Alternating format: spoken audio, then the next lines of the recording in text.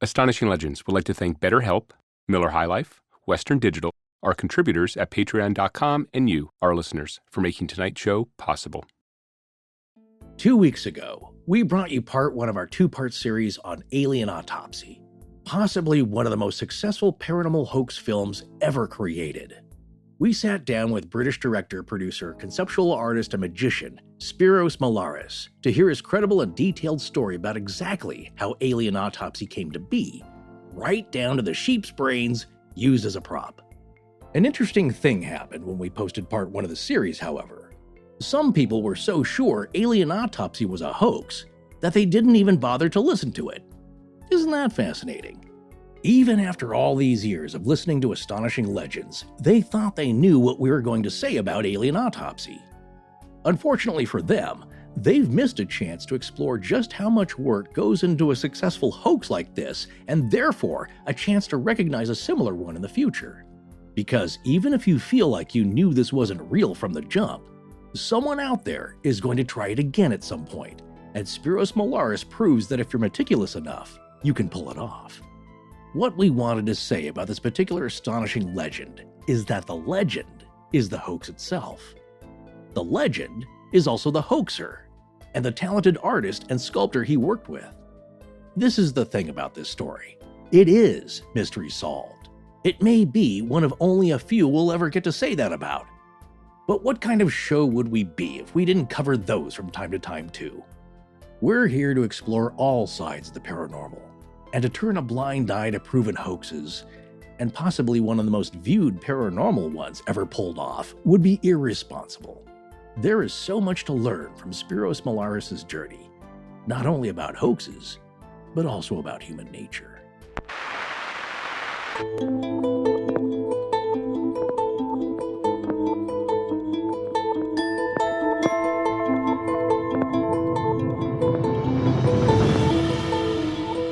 Welcome back to Astonishing Legends. I'm Scott Philbrook, and this is Forrest Burgess. I don't have a clue whether or not aliens exist. I'm not saying that. Just this one isn't real. Spyros Melaris. Join us tonight for the final part of our two-part series on the Alien Autopsy film, and the rest of our interview with the man who made it.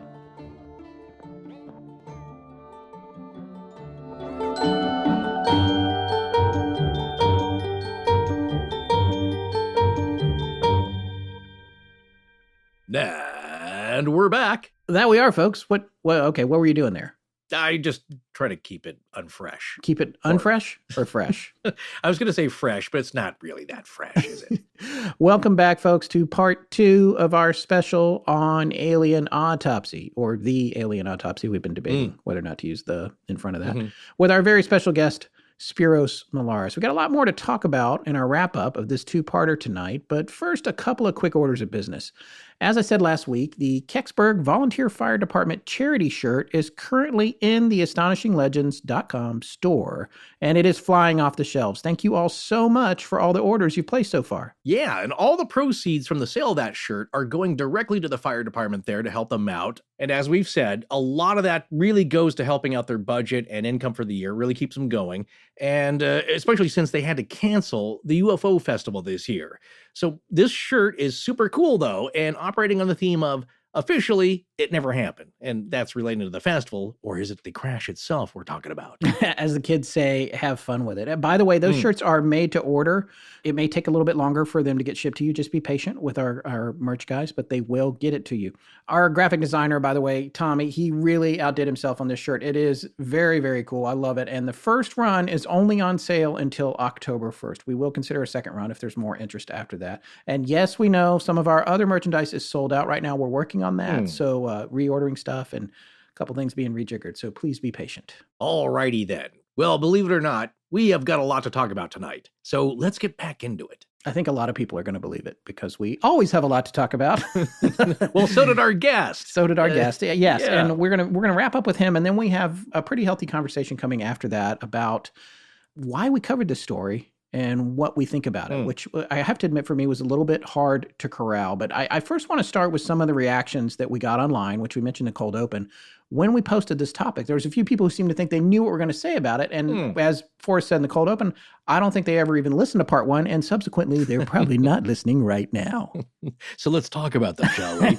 Well, they'll figure it out anyway. Yeah. Well, look, I think this is another case of mystery solved. Let's move on.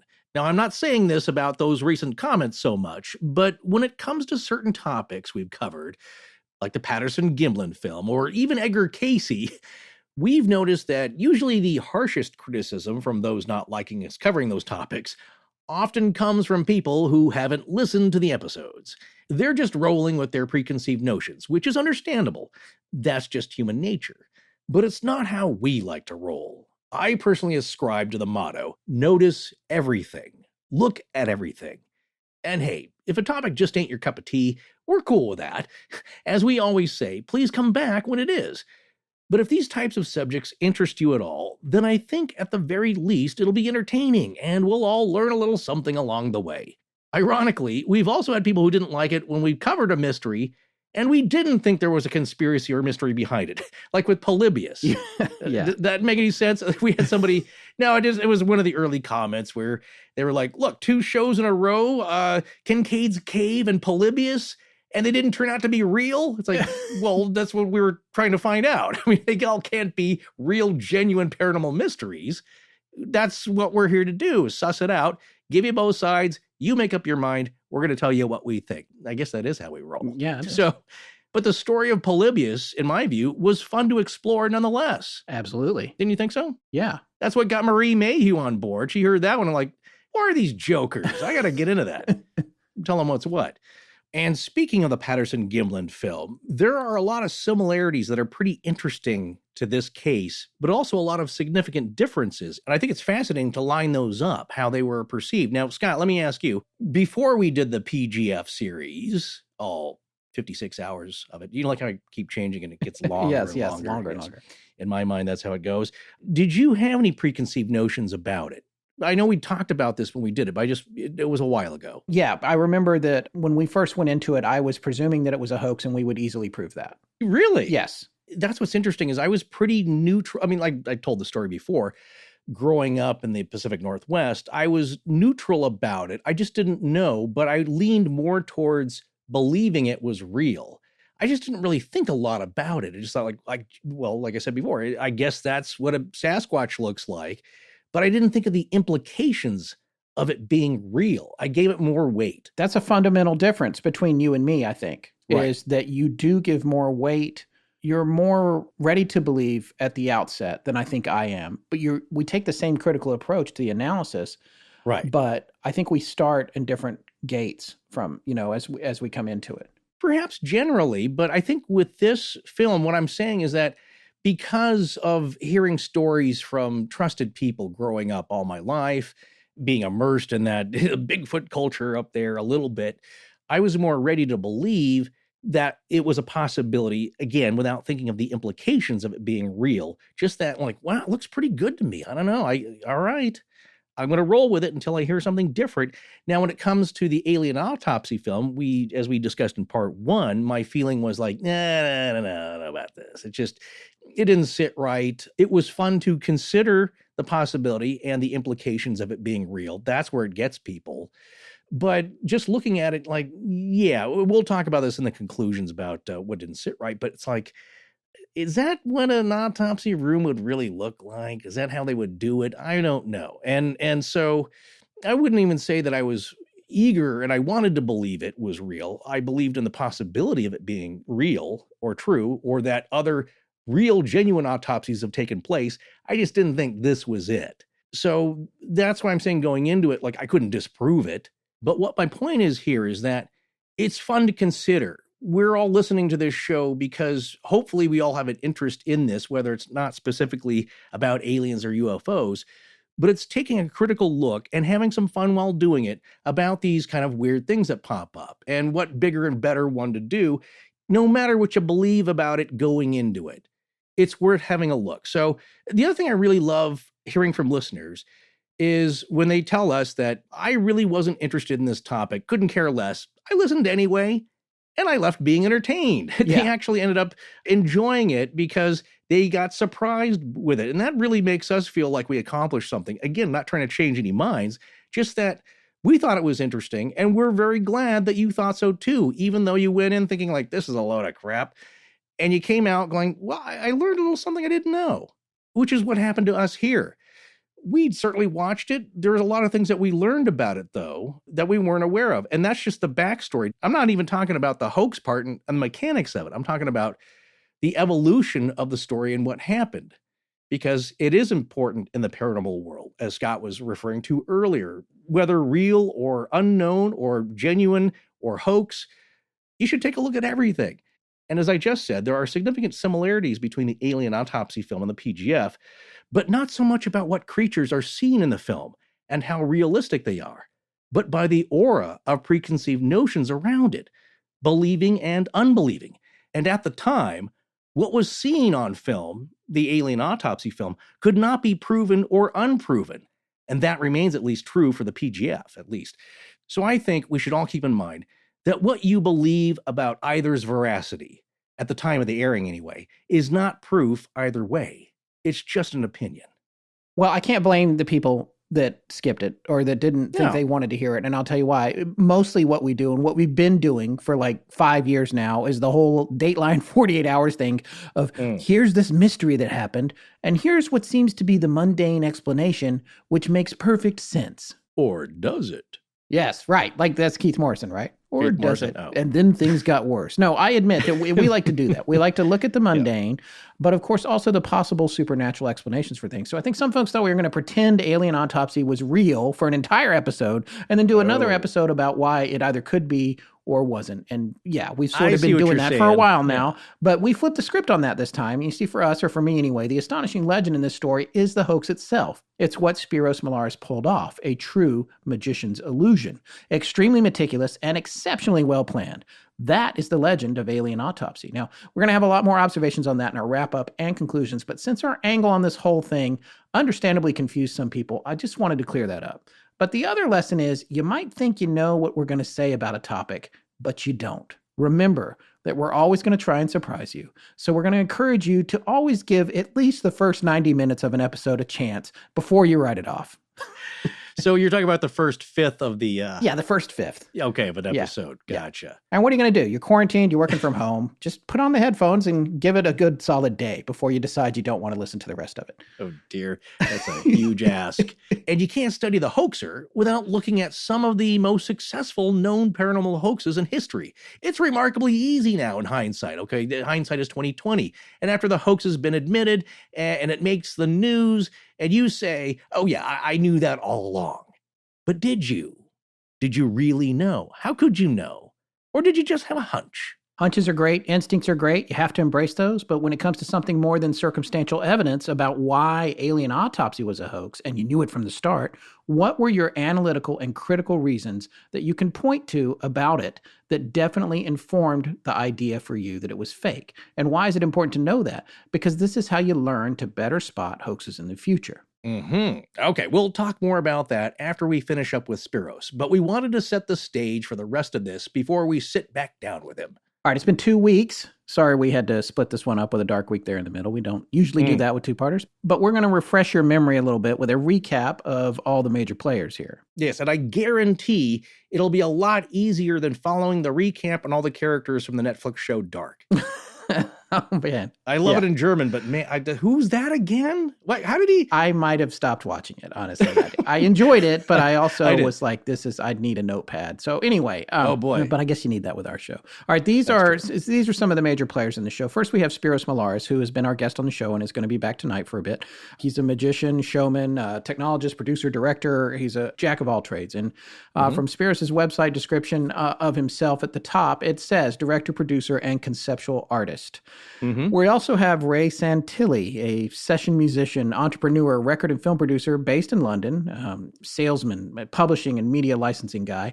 Gary Shoefield, Ray's friend and a media and film producing partner. We have John Humphreys, an artist, sculptor, movie and TV special effects supervisor. And then we're going to mention Gareth Watson. He actually worked for Ray and Gary, and he was the man behind the window in the Alien Autopsy film with the surgeon's mask on, although he's behind the window. And it turns out he was also the editor on the Amen Investigate show, which we'll be talking about tonight. That is interesting. Yes, it is. And I just happened to see that on IMDb. Last but not least, we have the man with the greatest name involved in this, Volker Spielberg, media licensing expert and publisher, and the financier behind the original $70,000 budget for Alien Autopsy. He paid for half of it, and Spyros paid for the other half. So these are all the players, and their names will come up. We just wanted to remind you who they were. And then we want to remind you also the big picture of how this whole thing played out. Spyros thought that the plan was to make this hoax footage, then release it for free, and when the world got buzzing about it, come back and say, hey, you know what? We made this. We tricked you, and here's a documentary about how we did it, and then to license and sell the documentary explaining how they fooled so many people, which is why they put so much effort into making it so real. But according to Spyros, Ray Santilli began profiting off the hoax footage almost immediately. It never got to that documentary stage.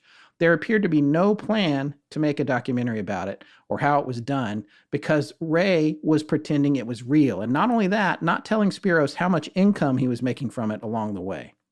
So tonight we want to introduce the first segment of the second part of our interview with Spyros. And you remember in part one, towards the end, we found out that when Spyros went to the U.S. Library of Congress to register his full version of Alien Autopsy as a film made in 1995, he couldn't because Ray Santilli had already registered one and claimed it was a 1947 film. So there's a component of this that Spyros can hang his hat on in terms of the difference between what Ray says the film is and what Spyros says, because Ray has registered it as a 1947 film. If Spyros could prove that it's not a 1947 film or that some aspect of it's fabricated, then he can prove that Santilli is lying and simultaneously prove that the film is a hoax, and therefore he's theoretically entitled to a cut of the income made from it. So how does Spyros prove that? Well, as you heard at the end of part one, it turns out that after he thought he had given all the evidence, every possible thing, every shred of the film's production to Santilli, he found 2 tapes that had got left behind, still in his possession. Now, these kinds of tapes are called transfer tapes or telecine tapes, and telecine is a word for the process of running film through a machine with a scanner that projects light through the film so that it can be picked up and transferred to video. And you do this for a variety of reasons during the process of post-production. One is to see dailies, or rushes as they say, so you can see what you've shot and see if you need to reshoot something, how the project's going, or you want to start cutting it together or editing it together. So at this time, even in 1995, you would have had to have some money. You could edit with video and use that video, and then you allow all the original film to stay safely tucked away until you've got the edit you want on the video. It's non-destructive because no matter what you do to the video, you're not hurting or using the film. Then you can go back and splice all the film together to match your edit. So these 2 tapes were probably just dailies or transfers or something so that Spyros could see what they had captured without having to use or damage the film, and they got left behind with him. Now, here's the catch. These tapes, when you make a transfer tape, it always says the lab it was made at and the time and date that it was transferred, and sometimes it even has specifics about the type of transfer. Or, oh, we brought the contrast way up or something else about that. So the lab had, of course, put a date on the transfer of these 2 tapes, and what was that date? 1995.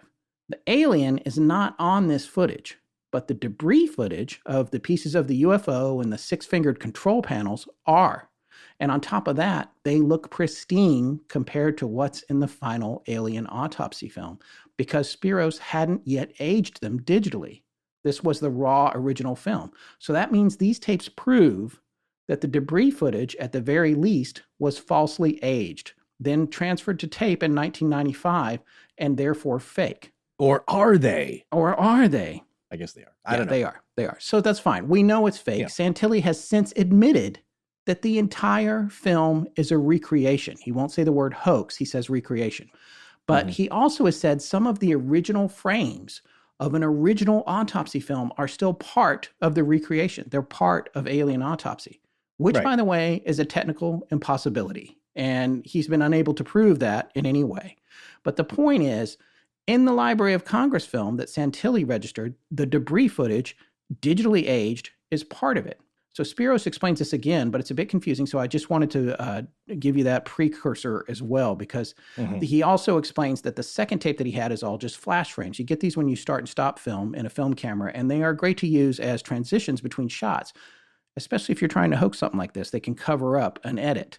And Spyros makes the valid point that you could easily compare these flash frames on this 1995 tape to the Alien Autopsy, and if you lined up the right ones, you could prove that the frames on the tape that he still has, dated 1995, were probably used in the final Alien Autopsy film. Mm-hmm. Well, yeah, and if you're not familiar with that, you've probably seen that effect in a lot of music videos. It got way overused. Remember in the 80s and 90s, yeah. So people were using it as kind of a fun effect, and also remember the 90210 intro where the frames were bouncing around at the beginning. Yes. That's from a telecine session. People Right. usually don't see that because they cut that out, but it just, nobody knows. Everybody was using that in the 90s, yeah, including me in commercials. These were well-used tricks and to cover stuff, and people were using them to make stuff look cool. But there's a couple of things I was thinking about because it really backs up to the beginning of the story here.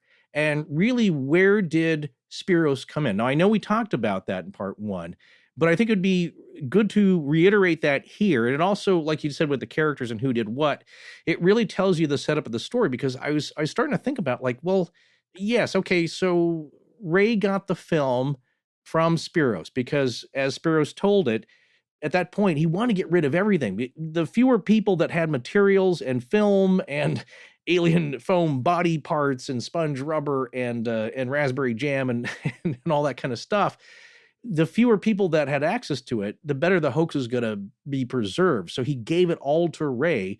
And as Scott just said, he ended up, though, with 2 transfer tapes.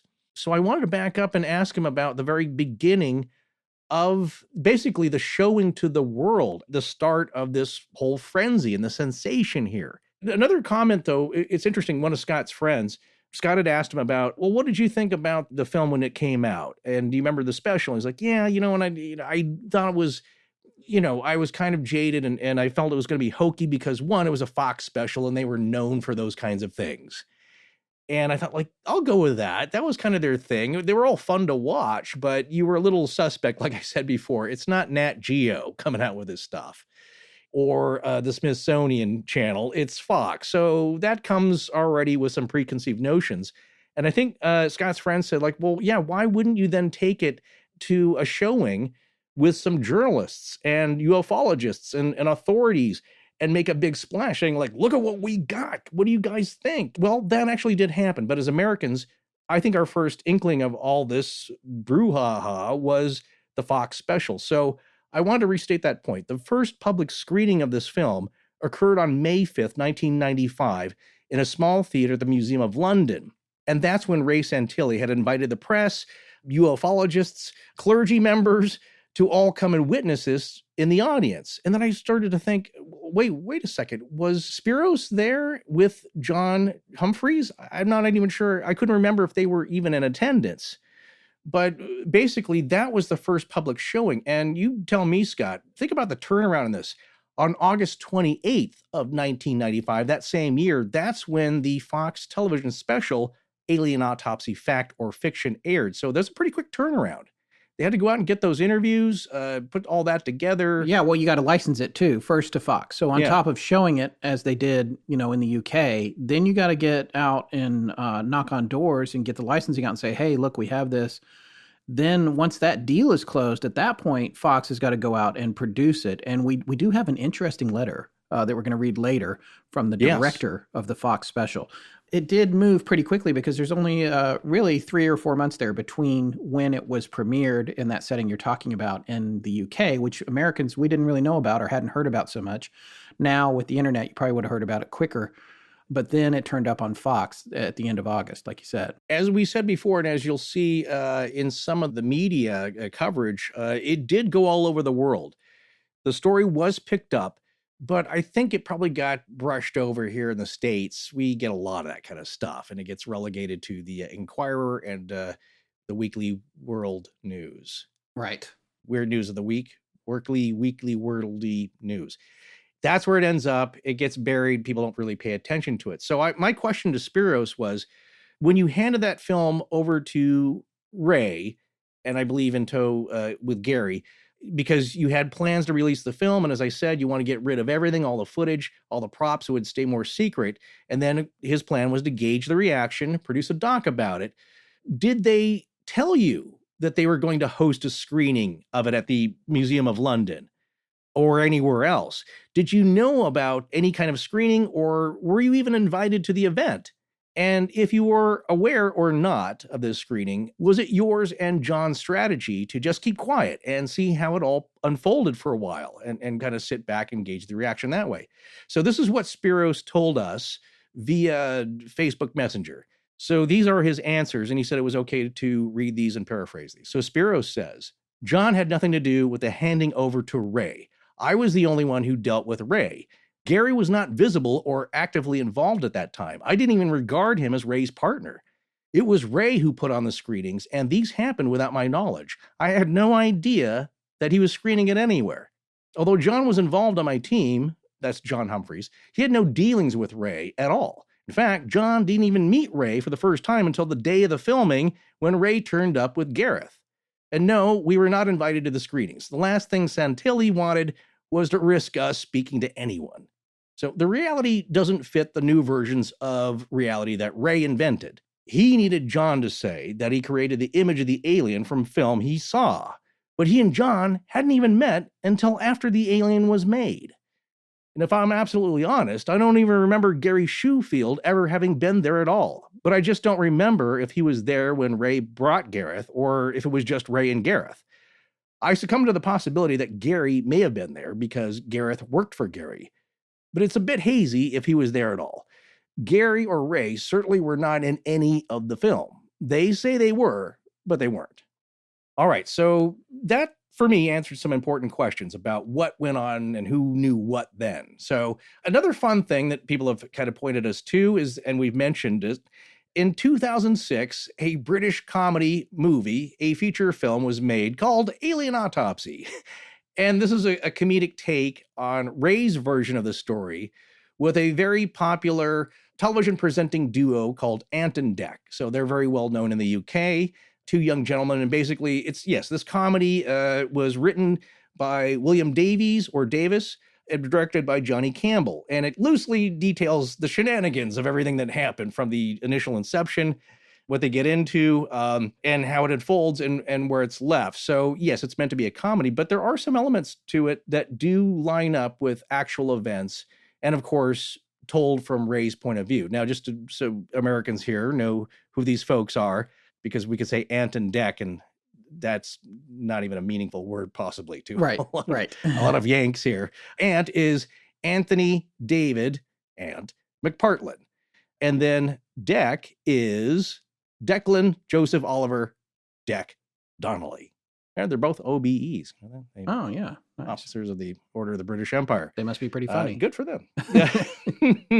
Well, they're certainly well known. They just don't hand those out to everybody. Yeah. Well, they're best known as a comedy presenting duo. They first started working together, I think, in the children's drama series Biker Grove. You might know that if you're British.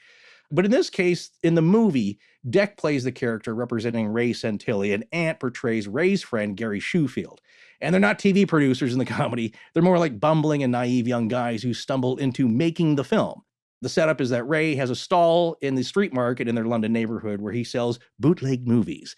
And then he gets caught, and he decides then, well, let's travel to Ohio because I've heard of some Elvis footage he could sell in his stall, and he drags his friend Gary along with him. Now, Scott, didn't you say you had a project where you were looking for Elvis footage and you realized that's pretty valuable stuff? The funny thing about this is, and this is the original story according to Ray, about how the original Alien Autopsy footage was secured from the mysterious cameraman, was that they were in Cleveland looking for home footage of Elvis. And yes, I worked for a time editing.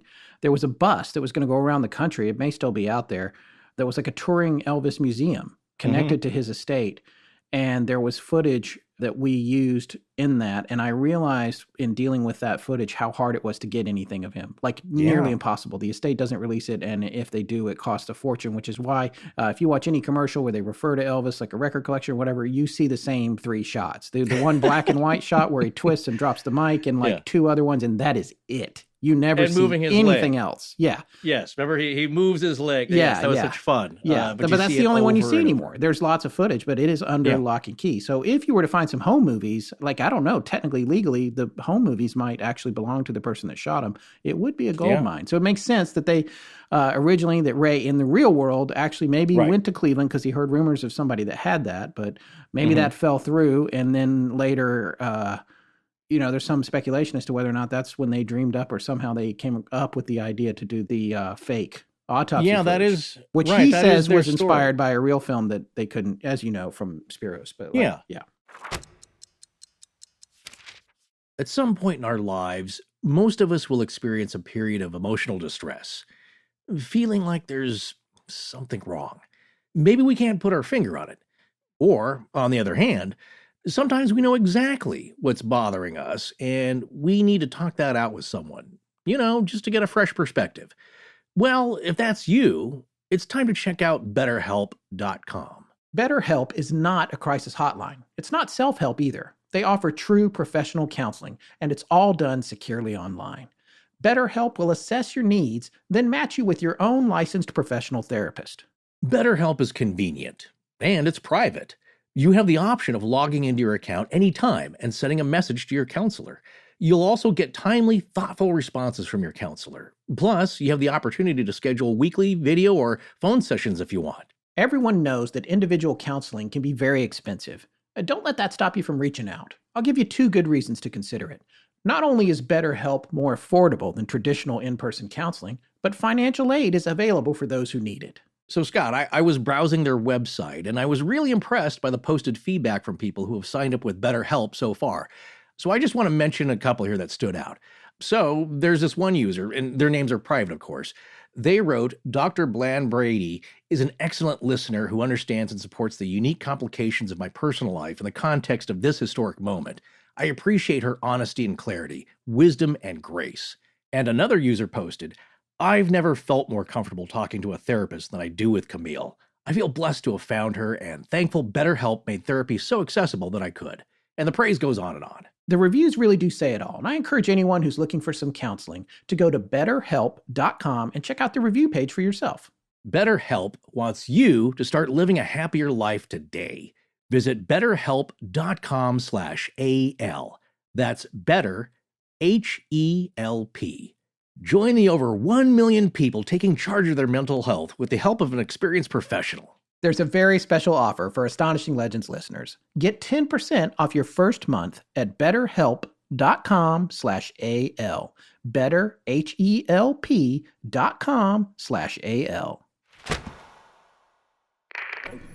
Hi, I'm Taylor, and when I'm not, Information redacted. I'm listening to Astonishing Legends. Let's get back to the show.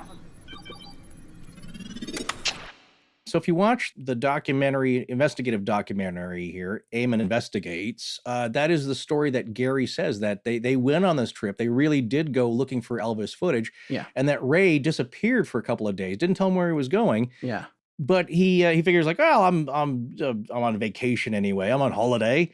So I'll just enjoy myself. He comes back with this incredible footage and some other stories, and that's how it starts off. But in the comedy movie here, Harry Dean Stanton plays the army cameraman, who's the mysterious guy that sells him the footage, and they have to come up with the money. And so, like I said, it does follow Ray's story in that they have to come up with the price that Harry Dean Stanton wants.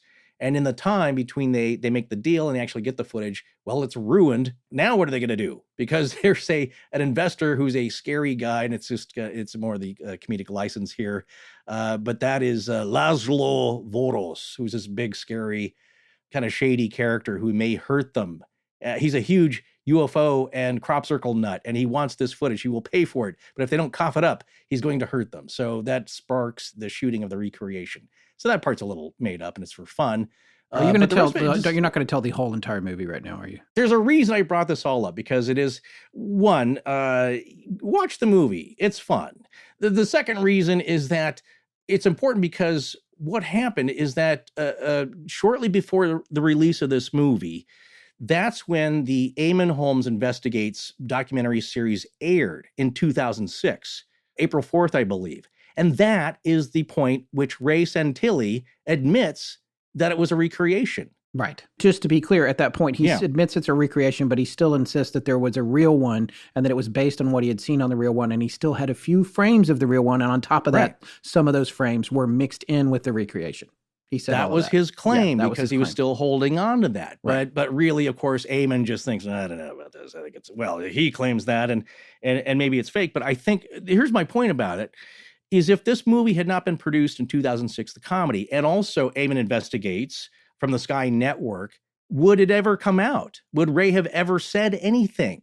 But I think there's something you don't know here, and you might not remember from what Spyros told us. Ray had a part in Eamon Investigates. That was his story that he wanted to tell. Eamon Investigates was theoretically a series where he was going to investigate all kinds of things, you would think by the name. There's only one. There's Eamon Investigates Alien Autopsy. And what Spyros was saying was that the implication was that Ray was choosing how the story was told. And you'll hear about that tonight. But to your point, to your question about whether or not Eamon Investigates put him on the spot to put it out there, according to Spyros, Eamon Investigates was being controlled by Ray. So anything that Ray said in that was directly correlated to what he wanted to be heard. Control the narrative. Exactly. But do you think that was part then of the publicity machine that was happening around the release of this 2006 comedy? Well, yeah, according to Spyros, they came out the same week. The show came out the same week the movie released. So it seems like there's no question they were meant to go hand in hand. No, answer me this, though. As far as you know, between 2006 and 1995, was there any statement about it at all? Because for us, it went really silent. People go, I don't know, looks kind of fake. I honestly don't know. I did not look into that. I don't think there was a lot going on. And then also to think about, I don't know. It's a good question. And here's the other thing. Ray's story, I mean, who knows what the deal looked like, but he could have had points on the bottom line in the film. I don't know if he would have gotten them, honestly, to be the first time. But if he did, then he goes out and does Eamon Investigates, and it hypes up the movie, and the movie makes more money. Then he makes more money in royalties on the back end. Okay. Here's the last thing I will say about that film. That's pure speculation on my part. I have no idea if any of that happened. Well, we love to do that, too. Yeah. Right. But here's the last thing I will say about the film, and it was kind of a curious little button at the end. So after the film is done, of course, I think as the credits are rolling, there is an interview. You only see a couple of shots from an interview with Ray and Gary, where they're just casually sitting there and they're kind of joking around. And I think they wanted some sound bites from them. And the second one is kind of curious because in that one, they're joking around and Gary says to the camera, whoever's interviewing them, he's teasing Ray a little bit. He says, yeah, Ray here, he's a good friend. I'm paraphrasing, of course. He's a good friend, but he will sell anything. He'll sell you anything. And then Ray kind of jokes, he's kind of laughs a little bit. He said, no, come on, that's not true. And it's a curious thing to say. Indeed. All right, let's get back to Spyros here. We have just a few more segments with him to share with you guys to give you more depth around this story before we share our final thoughts and conclusions. Be warned, the word boobs does make an appearance in tonight's show, and, well, we decided that it was okay in context. But first, let's hear from him about those 2 tapes that Spyros still had in his possession. I gave Santilli everything, because I didn't want anyone else to have it so they could spill the beans, so that we would then lose the deal, right? Because we could make a lot of money from the documentary we were going to make and the whole thing. So I couldn't risk that. So I gave Santilli everything. We gave him the props. We got rid of all the bodies. We gave him the molds. We gave him everything, all the film. But as luck would have it, 2 tapes got left behind. And those tapes are dated and stamped from the laboratory that I had them developed from, that I wasn't supposed to have, but I found them in my archive. One of them is from the debris footage, which is completely unaged, and there's lots of outtakes on that tape that I didn't use. So that shows that, if nothing else, that all the debris are fake, right? But the other one I've got is only a reel of flashes, just the flashes, just one whole reel, right? And I haven't done it yet, but if somebody wanted to, they could go through those flashes and marry them to the film. So they're dated 1995 from a lab, and they're not aged. So all the footage is clean. It's not like you see in the release footage, not like you see in the footage that's in the Library of Congress that Ray registered. It is of the debris footage, not of the alien. And that would have been a problem had I not had so much else on it. But what Ray did, bless him, he took the Alien Autopsy and he took the debris footage, he put them together, and he registered the whole lot. So we now have a discrepancy because we now know this part isn't 1947 film, it's fake. So why would you, as somebody who's paid a six-figure sum, he said, why would you have this amazing, monumental film, the most important film the world has ever seen of a genuine alien? Why would you have that and then take this piece here and marry it together and devalue this film? Why would you do that? Why? Because you don't need to. One frame is invaluable if it's real. Invaluable. I mean, so the big problem now is that he's got this registered in a government institution as genuine. And then what he's done is he's taken this certification and he's extorted money from another American corporation based on this fraud. In legal terms, it's obtaining money by deception. This is a criminal act. By saying there is an original 1947 film within this film, what you've got left is, all right, well, we're going to slap your wrist because you were naughty. You told us it was all real. But the fact there's some real, like I said before, one frame of genuine film is the most monumental thing in the world, right? So that, if we got that anyway, it's still monumental. And we're Fox TV, right? And we've sold this for millions of dollars around the globe. We can't really argue that we've lost any money. So what's our loss? Right? Another legal term is you have to mitigate your loss. You did this and it cost me that. If you can't mitigate your loss, there's no claim. Fox is not interested in suing Santilli or standing against Santilli. They've made a lot of money. And I made a mistake a long time ago. I was trying to sue Santilli. But Santilli has money. He can lean on that. He can tie you up legally. He can do all sorts of stuff. And I learned that the hard way. He actually fabricated a contract. Now, bear in mind, he was in my office day in, day out. He would be able to walk in, the receptionist would buzz him in and let him through, and he would go up on his own to my office because we were working together daily. So he took a contract that we had, the confidentiality agreement that we signed. He took it out of my folder and he replaced it. I'm never going to look at it again. Why would I go to it, right? I then come to sue him and I say, well, I've got a confidentiality agreement. I don't even, so I give it. And do you know what he did? He made it so that it could be false immediately. And what he did was Microsoft Word worked a certain way until a certain time. And when you have a date, you have a 2 and an ND for second, right? Word will automatically now make it smaller.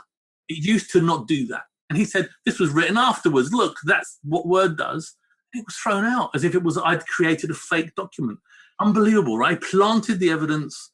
Long story short, I realized suing Santilli didn't serve me because his properties are in his wife's name and his son's name, nothing in his name. So even if I won in a court of law, I get nothing back because he's got no money. He's got nothing. And my lawyer turned around and he said to me, if I sold you a car that was stolen, do you know what would happen? I would vanish. I've got your money and you've got a stolen car. The guy that reports the car stolen wants his car back. And what do the police do? The police find you and you say, I bought the car and here's my receipt. And they say, it doesn't count because this is a stolen car. We're going to take the car back and give it to the original owner. And you're going to chase the guy you gave the money to. That's how it's done. And he said, now what we've got here is we haven't got a car to take back. But Santilli took a stolen car, sold it to Fox. You're now going to come along and you're going to say to Fox, you paid the wrong guy. It's my film. You should be paying me. But we paid Santilli. Santilli didn't own it to sell it to you. So what you need to do now is you need to pay me and then you go to Santilli and get your money back. That's your problem. I have no relationship with Santilli stealing my film. My film's my film. He sold it to you and represented it as his. So that's how we do it. So we've been talking to a number of broadcasters around the world. Imagine this has gone around the world. And every major broadcaster in the world has made a documentary on this, like not once or twice, or 3 times, some of them. And they keep making money. They keep regurgitating it. It's still on Netflix as we speak. The Fox program is on Netflix as we speak. So my position today is I'm not going to be greedy. I'm not going to say, give me all the money. I'm going to say, you know what? Let's make more programs. You're in the business of broadcasting programs. I'm in the business of making programs. Put the money up. Let's make some more programs where win-win, because I understand you've been duped, but you need to understand that you've been duped and accept it. So I'm doing deals now to do a feature film and to do a few specials. And what that will do is that will get me money for my film, but Santilli will then suddenly find himself in a bit of a problem because he's going to have to pay people back. And I'm happy to tell you guys this, because I'm not saying anything untoward. I'm telling you the truth. And you know what? I'd love Mr. Santilli to sue me. I've just said some horrible things here. I've said some terrible things about him. So you know what? If it's true, I should be in a lot of trouble right now. I'm not hiding from anybody. Remember I said to you before, I hide from no one. I answer all questions. I'll meet anyone in court. So the only person that has an axe to grind now is Mr. Santilli. So let's have a court day. Okay, so this is part of what makes Spyros so believable. He is ready to go to court. He is willing to go to court. He is throwing out that challenge pretty much anywhere and everywhere that he can speak. He's doing it on our show. He's like, I'll see you. I'll see you in court. Anybody wants to come to court and talk about this, you can't disprove my point about my involvement in this project.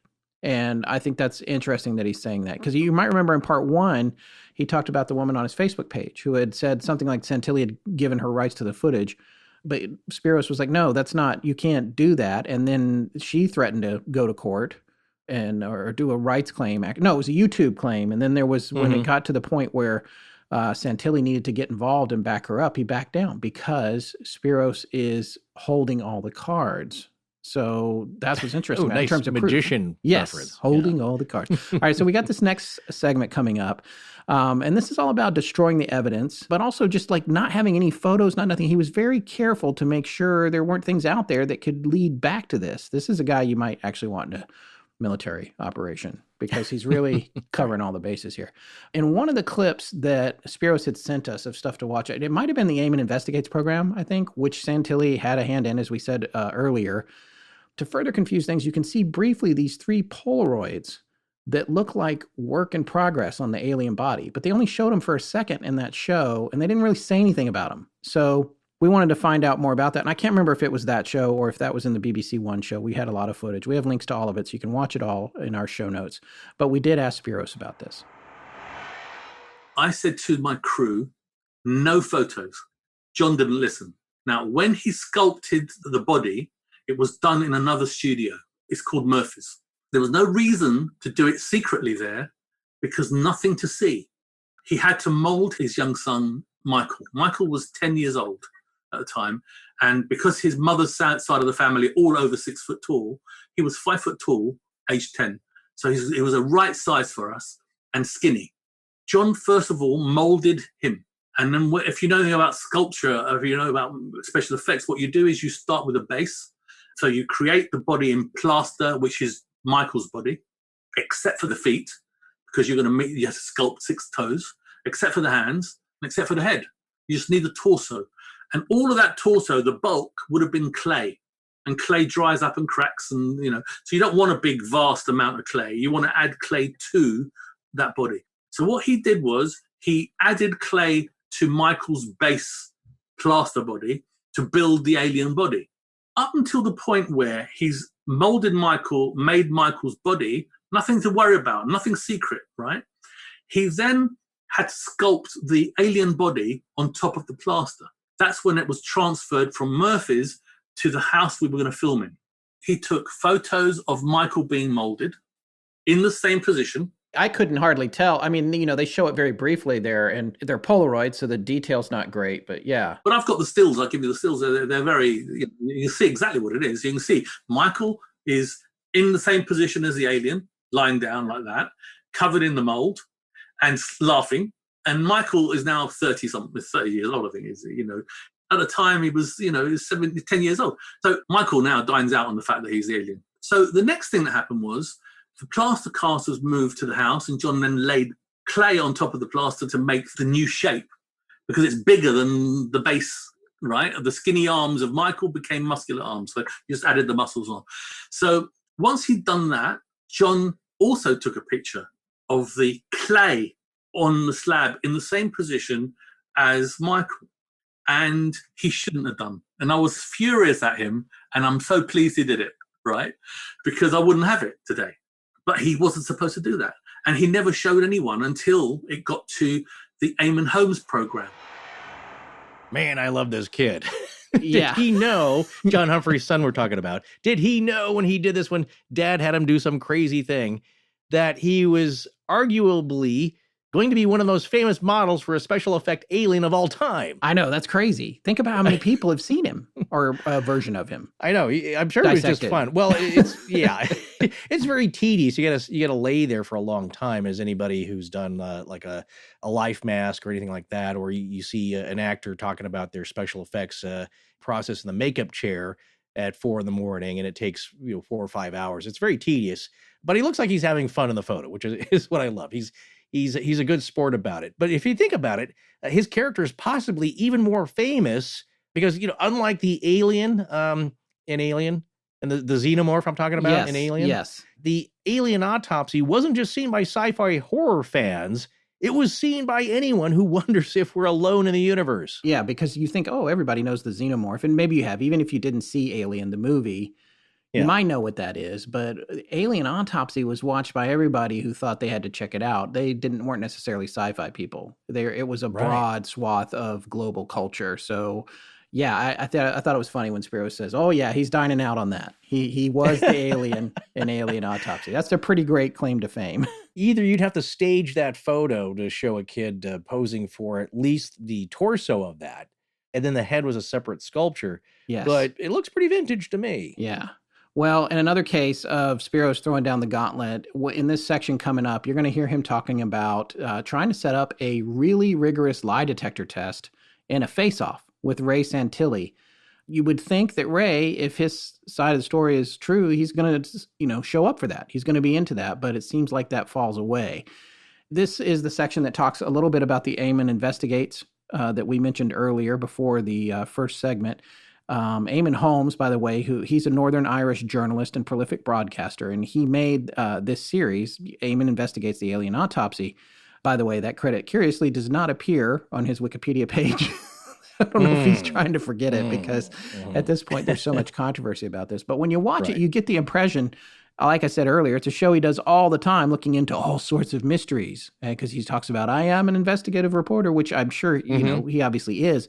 But this is the only one of these he ever made. And to hear Spyros tell it, Ray was heavily involved in how it was produced and what was covered. That's too bad. I enjoyed watching the 4 parts of it. I did too. It was kind of fascinating. But again, this Eamon Investigates the Alien Autopsy, it was edited by Gareth Watson. Gareth was the guy who worked for Ray and Gary Shoefield. He's listed as the editor, although maybe that credit was just for the Alien Autopsy portion. It occurs to me now that it could be that. So I probably am painting with too broad a brush there, but still, Gareth was also the guy behind the window in the autopsy footage. This is also interesting because in the Eamon Investigates piece, he actually interviews John Humphreys in it. And you'll hear Spyros talking about that a little bit because he feels like John is being made to lie. And it's obvious that John's uncomfortable in it. And you're going to find out why here from Spyros. And we also asked Spyros, what's going on with the whole Library of Congress thing? Has he made it clear to them that they had allowed someone to misrepresent the registration of a film by lying about when it was made by almost 50 years, and also the fact that it was a hoax? The Eamon Holmes program seems legit, but Eamon Holmes never made another program called Eamon Investigates anything. He was brought in to make this one program by Santilli and Shoefield. They paid for that program. This is what they did. They said to Eamon Holmes, and I know this because I phoned Eamon. Eamon, we want you to say it's not real. We want you to act like you're trying to uncover the truth. And I want you to ask us difficult questions. And that's what he does. Yeah, guys, well, what about this? And they've got all the answers, of course, right? At one point, there is a scene where John Humphreys is sitting on a chair in a kind of a warehousey kind of situation. And he's very uncomfortable. He looks very uncomfortable because he's been asked to lie. And he's sitting there trying not to show it. He's very nervous. And John didn't know that Eamon is in on it. Eamon is in on the interrogation, right? He's been told to do this. But John thought, oh, this guy's going to catch us out. And he was acting like he had something to hide. So that whole thing was released the week of the film being released. The timing was perfect. And what it did, it set up a new concept, which was there is original film and it's only a few frames and they're in the film. That was the first time that story came out. So that documentary set it up and the film secured it. Are you just at a standstill with the Library of Congress in terms of establishing that what he's registered there is I mean, even with those pictures of Michael? Library of Congress has said to me, they are reactive. They're not proactive. You can go along and register anything. And if it's fake, then the person that you've wronged needs to take you to task, go back to them and say, there's the proof, now react. They are not going to be proactive in proving it not being fake. I came along and I said, this is fake. It's mine. Here's my evidence. And this went 10 months. Bear in mind, I'm in the UK, back and forth for 10 months. And eventually they said, okay, we can see you've got enough here to register it. I said, well, what about the one you've got registered that isn't real? And they said, well, we're not proactive. So we're not going to sue him. We're not going to chase him. It's for you to do that. And then we will react to whatever the court says for you. I didn't have the money to chase and do all that stuff. It's quite a laborious thing. And Santilli is already a very litigious person. He knows the loopholes. He knows how to tie people up. He knows how to play the waiting game. So there's nobody going to win out of this but him. So I did what I could in as much as to build up a case. And one thing that I did was I went to a newspaper that ran a story to say that Santilli has got original film but has revealed that it was fake. So I then went forward and I said, okay, now that you know that it was fake and what I told you is true, because he's accepted that, puts me back in the frame. You know, he actually denied I was even involved early on. Slowly, you knock the pins down one by one, right? And I said to the newspaper, here's an idea. Why don't we do a lie detector test with you? Now, not any old lie detector test. Let's do a 3-phase lie detector test, which is wire up to the brain activity, wire up to the sweat glands, and wire up to the pulse. So you've got these 3 things you've got to beat. You can beat a lie detector test, the old ones, because all you had to do is control that you lied in a consistent manner, that you would say the truth. You pass, but you don't stop sweating, and you don't, and your brain activity and your heart rate and the sweat glands are all independent, and you can't control them. So I said, if you do a 3-phase lie detector test, and the winner owns the footage with you. So if I was correct and he'd lied, I own the footage with you. And if he's telling the truth, he owns the footage with you. The fee that you're going to pay for this story goes to the only person telling the truth. The other one doesn't get a penny. And you get the exclusive to run in your newspaper that this happened and what the results were. They said, what a great idea. I said, here's where it's going to fall down. I'm doing it. I want to do it. I've suggested it. Santilli will not agree. That's where it's going to fall down. And they said, oh, no, he's adamant that he's, sure enough. They went to, and it's on my website. You can see all the newspaper clippings and you can see all the story. They went to Santilli, and Santilli does what Santilli does always, which is that whole thing that I said to you. Can I make a woman jump out the window and fly? Yeah. I don't know how I'm going to do it, but I'll do it, right? You don't want to hear me say, no, I can't, because I don't get the gig, right? You want to hear that I can do it. So what Ray does is he says, yeah, sure, let's do a lie detector test. Let's just work out a time when we can all do it, and we'll do it. Ray contacted me and said, we should share the pot. So whatever the fee is, we should share that, and we should share the footage afterwards, and everybody do it together, share it. But Ray, why would I want to reward you? I said, if you're right, you get it all, right? And if you're wrong, you get nothing. I don't want to reward you. I don't trust you. I don't even like you anymore. So why would I want to do that? Oh, well, I don't want to do it. You said you'd do it. Just do it. You're right. You'll win the money, and that's the end of it, right? You don't need to share it. So he went quiet. So I get hold of the editor of the newspaper, and I said, what's happened? He said he'll do it. It's 3 months now. How long do we give him before you write a story to say, We offered it Mrs. Santilli, and the only one that turned up was Spyros. At what point do you write this story? Well, let's give him a bit more time. Let's see what it is. Anyway, a year later, I wrote to them again, and I said, look, it's been a year. How long? He said he's busy, and he never did it. So that's on the record, and I'm happy to do it still. Where I'm not happy to do it, and let's make sure that people don't misunderstand what I'm saying, I'm on a hiding to nowhere here. If I did the test on my own, he's a magician, he's trained, he can beat the system, and that doesn't mean anything. So that's no good to me, right? Just to beat a lie detector test, because if I do it because it's a three-phase lie detector, yeah, but he's clever, and that's it, right? So I can't win, but if I've got Santilli here and me here, if I win and he loses, it's not because I'm special, he's lying. So it's important to do that. So I would want me, Ray, at the very least, but I would also want John Humphreys and Greg. I want all to do it, because you know what? John Humphreys won't do it, but Greg will do it. Greg's got nothing to hide. How did Ray Santilli and Greg and how did Gary Schofield come into the picture? I knew Gary Schofield at the beginning just as a friend, as somebody that would have dinner with us, and but I didn't know what involvement he had with Ray.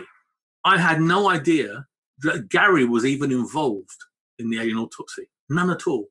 The first time I realized that he was in the loop was the day of filming. Ray brought Gary and Gareth to the set. I said, Ray, what are you doing? This is top secret, right? For our listeners, I just want to quickly say Gary being the other producer, and Gareth is the gentleman who played the guy behind the window, right? That's right.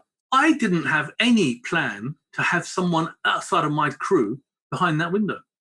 And all of a sudden, I've got this guy who's not only here, he's in the mix now. So I said, Ray, what are you doing? And he said, no, he's okay. He's a very good friend. He won't do anything. He works with us. He's very reliable. I said, but you're asking me to keep the secrecy, and I've now got a loose cannon. I can't control this guy, and I'm the one responsible for keeping it secret. So you put me in an untenable position. He said, no, he's fine. I'll take responsibility for him. So I said, well, what's he here for? He said, he can be the guy behind the window. So I had to reluctantly put this guy, put a suit, a coat on him, mask him up, do the whole thing, and put him behind the window, right? And the whole time I'm furious, because I didn't know Gareth at all at that time. I met him afterwards. I knew him, right? But didn't know him there at all. Gary Schofield was there as well. What's he doing here? He's going to help us sell it afterwards. So he's in the mix as well. Okay. So there was a very definite my team and Ray's team. Everyone on my team made the film and every aspect of the film. Everybody on Ray's team marketed and sold the film. That's it. None of these people had anything to do with the making of the film. All right. So as we go along here, the painting is filling in about who did what on the Alien Autopsy film and who didn't do anything, or, what they did was kind of that old story about the artist creates something amazing and then someone else swoops in and profits from it. And then the artist, doesn't get any credit at all. And when we were talking about similarities to the Patterson-Gimlin film, the parts of the story that were very curiously similar to me were had to do with the distribution of the film and who got cut in and who got cut out. And, even though I don't believe the Patterson-Gimlin film is a hoax, what's interesting to me when you look at that is that Bob Gimlin got really cut out of anything relating to it, even though he is the one that was there. He was left out of this process of distribution by people with very similar personality types to Ray Santilli. And remember the brother-in-law who owned the asphalt company. Yes, exactly. I'm blanking on his name, but he's the one. He's the showman, the wheeler dealer type. It's like, hey, I'll bet I can do something with this. Right, and that's what happens when these things come along. It's all these different components and moving parts that that appear out of the woodwork when the artist makes something that seems like it's a viable product.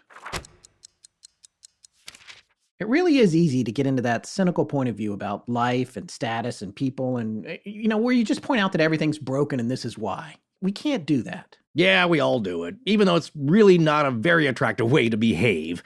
But for whatever reason, you fall into that perspective and it's hard to get out of it. It feels kind of good, and that's the trap, first world problems and all. Well, it's funny you should mention that because it has a lot to do with our expectations of day-to-day life, really. And as good as it can feel to express cynicism from time to time, you can forget about doing the opposite thing and enjoying the good moments along the way. Wow, so true. And quite honestly, that's what's been so refreshing about Miller High Life sponsoring this show. It's because they're all about savoring those pleasant little moments of satisfaction that come and go so quickly. Miller High Life is saying that it's about time we give those quiet accomplishments their due. Or if you want to get zen about it, it's about being present in the moment and enjoying it, savoring it. Okay, like, Scott, you ever been camping? Oh, yeah. Love camping, kayaking, the whole deal. Really? Oh, yeah. Really? You know I have a kayak. Okay, well, I'm taking out for day trips. I'm talking about like car camping, okay? Yes. Out in the mountains. Well, that first moment when you get out of the tent on a crisp, bright, early sunny morning in the woods. Oh, yeah. It's the best. Yeah, and even before you make camp coffee, you reach into the cooler and you grab an ice cold beer and you take a swig. Wait, what are you talking about? No. Are you crazy? First thing in the morning? You've never done that? It does sound kind of good. I'm not It does sound saying kind of you- good. I'm going to admit it sounds good. All right, for those of you who've done it, you know what I'm talking about, right? Man, there is nothing like that first sip and that moment of refreshment to start the day off. Well, I guess I'll try that out next time I go. Well, Miller is a beer and a concept within everyone's reach, and that's the good news. Stop taking the simple things in life for granted. Celebrate them. You just need to be in the right frame of mind.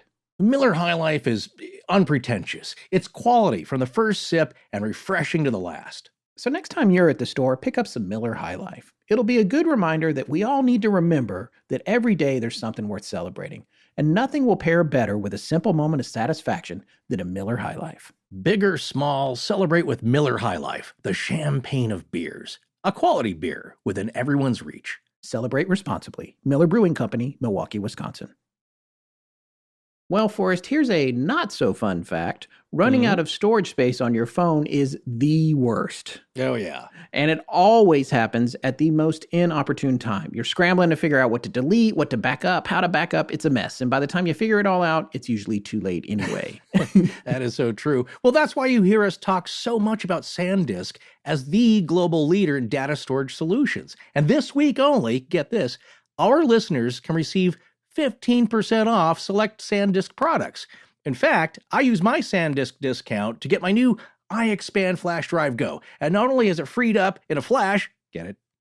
Yeah, Got that I get right. it. Yeah, Yeah, it's a not good. ton of space on my iPhone and iPad. I actually splurged and I got the 256 gigabyte drive. But it's been fun to play around with, and I feel so much more secure because now I know all my photos and videos, which were taking up tons of space, my contacts, my calendar, my social media stuff, everything I need can be automatically backed up to or restored from this tiny little drive that's just under 2 inches long and it's about a 1/4 inch wide. And it has this swivel cover to protect it, and the keyring hole lets you take it wherever you go. So, and really setting it up couldn't be easier. Like the package says, it's just 3 easy steps. You just plug it into a lightning port in your iPhone or iPad, download the iExpand Drive app when it prompts, it walks you through your preferences setup, and wingo, man, you've freed up your device and you're ready to rock. I have a problem.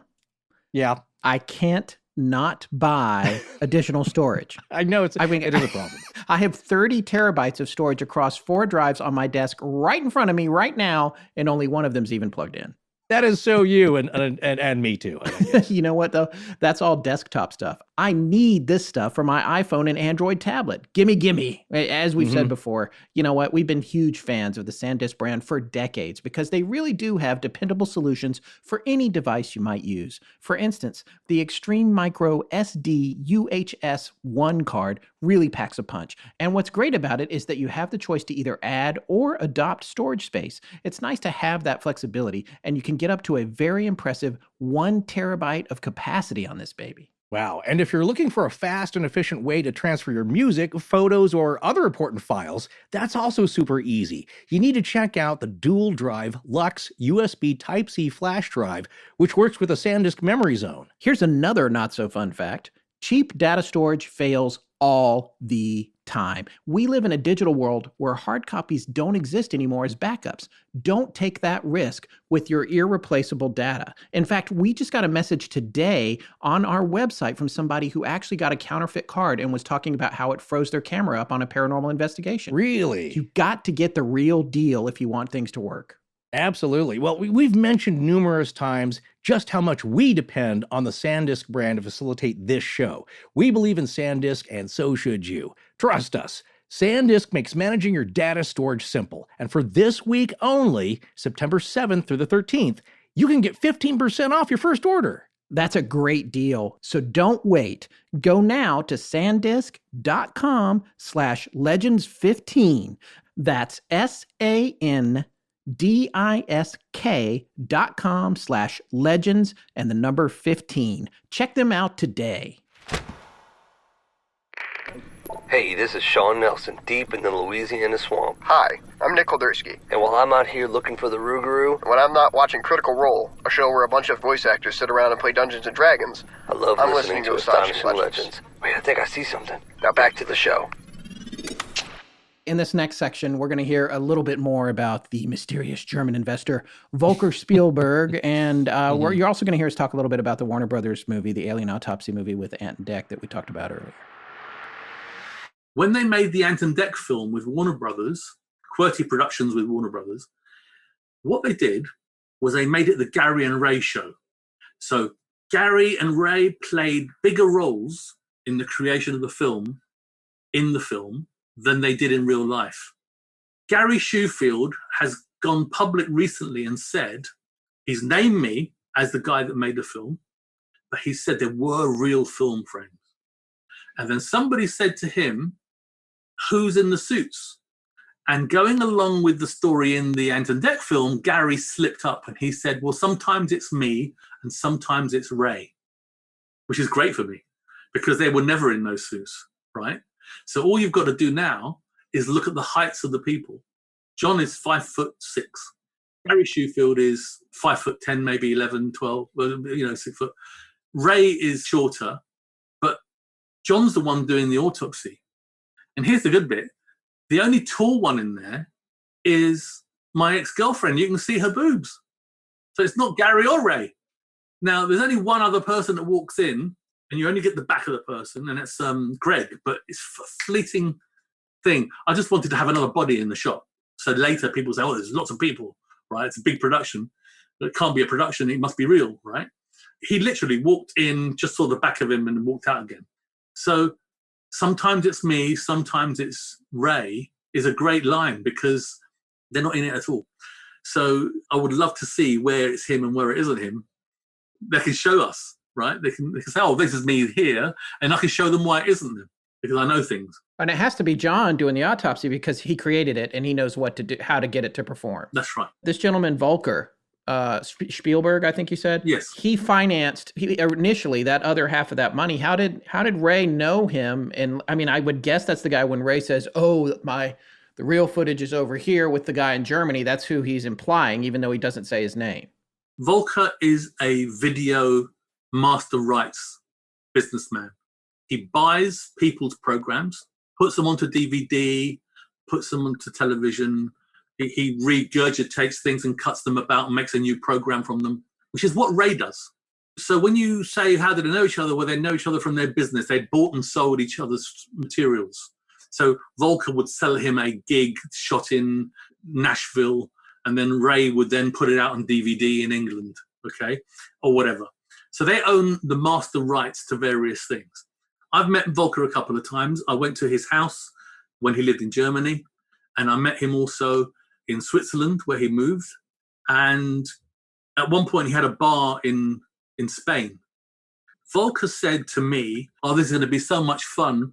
After we finish with the Alien, I'll put it in the bar, my bar in Marbella, right?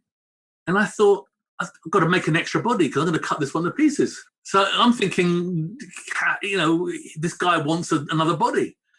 So afterwards I said to Ray, he wants to put the body in his bar after we finished. What's that about? And he said, oh, don't listen to him. You won't need to make it on, but don't listen to him. And Volker took a very, very a backseat role, never got involved. And subsequently, he and I did business in the future. I did programs and stuff that I sold him and he sold me. And we did very much the same sort of stuff. But the question of whether or not Ray made any money or paid Volker back or any of that, I was never party to any of those things. So I don't know whether or not Volker's happy. I've lost contact with him, but I don't know if Volker got his money back. I don't know whether he's wealthy enough to just swallow the money and forget it. I never had any dealings with selling the footage. So all the people that bought it didn't give me a bean.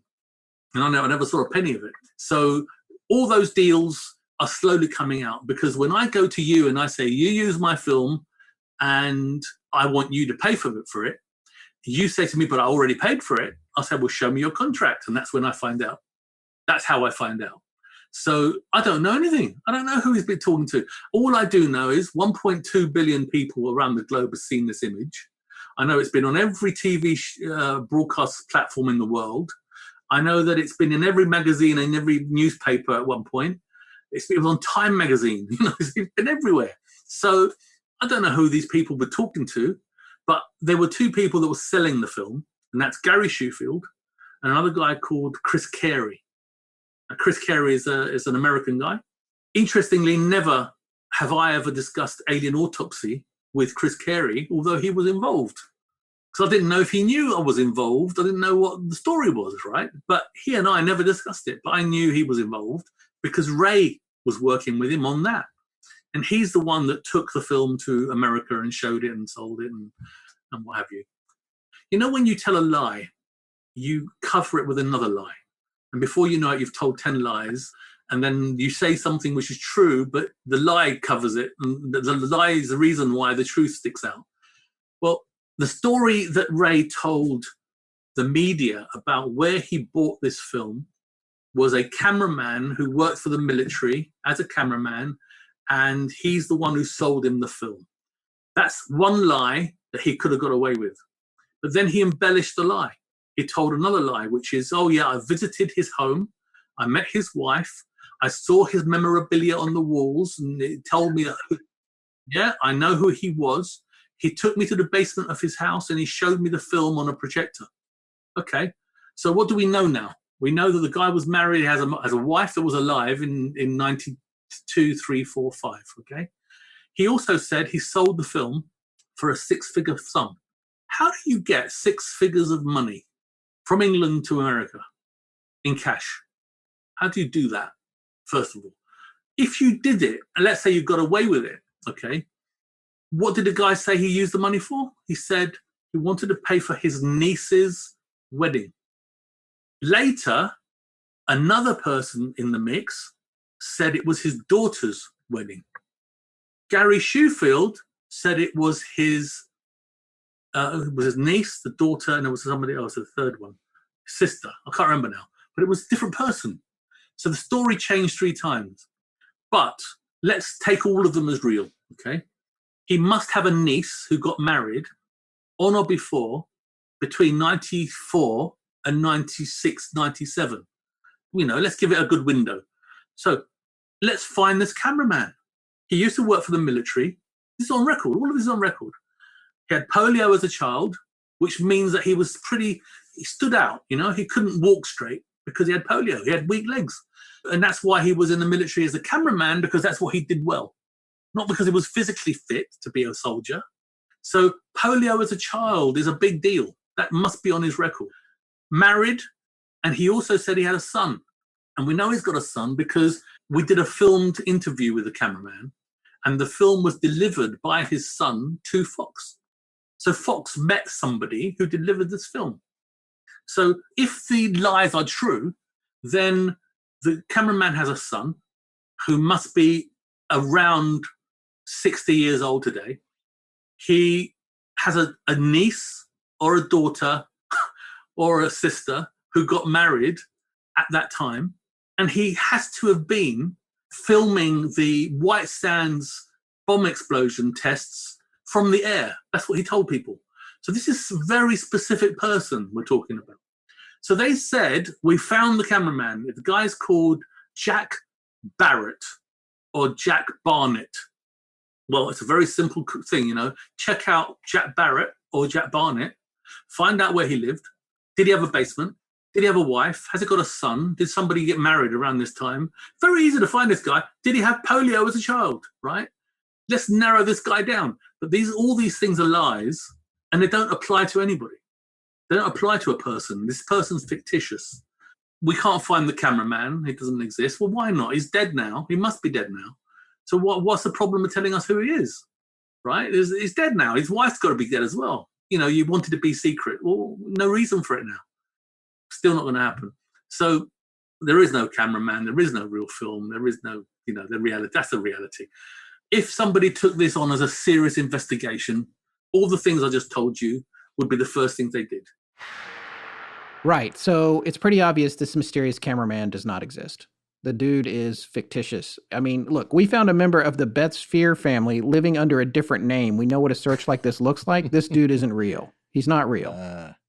Maybe there's a cameraman out there somewhere who shot an Alien Autopsy, but I don't think he ever crossed paths with Ray Santilli based on what Ray is saying about this dude. So, and when you watch everything, when you watch Fact or Fiction and you watch all the other clips that we have, the Eamon Investigates, even though Santilli was involved in that, you watch the BBC One piece and you put it all together and you hear what people involved in all these productions have to say, you just don't think the cameraman existed, which means the film didn't exist, or if it did, it certainly didn't cross paths by way of the imaginary cameraman. Folks, we're going to be making comparisons to the PGF because, again, a lot of things line up and there's a lot of things that diverge. And I find it interesting in that somewhere the original Patterson-Gimlin film exists, or maybe it got thrown away. We don't know. Could be in a shoebox. We talked about this before. But everything that people are seeing, keep in mind, that's a copy of that film. So somewhere there's an original film. And what I'm willing to hold out the possibility of is that maybe there is some media evidence in film and photographs and possibly audio recordings of some kind of autopsy somewhere, and it's in that giant warehouse where the Ark of the Covenant is kept. That's the running joke, is that it's in crates somewhere, possibly many levels down underground, but stored. So what I can guarantee is that if something like that really did take place, they're going to document it. As I told you, that was my dad's job in the Army. Anytime they brought out or tested anything or showed anything, somebody was there to record it with photographs and film.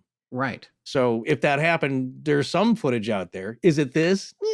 Probably not. No, but that's a good point. That's military protocol. You keep every kind of record you can of what happened here, and not just written records, but also photographic evidence, and why not film evidence if you have that at your disposal. Well, they would have made it happen. That's kind of my point. There's probably some guy on base, I would guess, that's another part of the story, is that they're not going to fly the guy in to do this. I'm sure there was somebody, especially since they, Roswell, apparently they had a publicity office.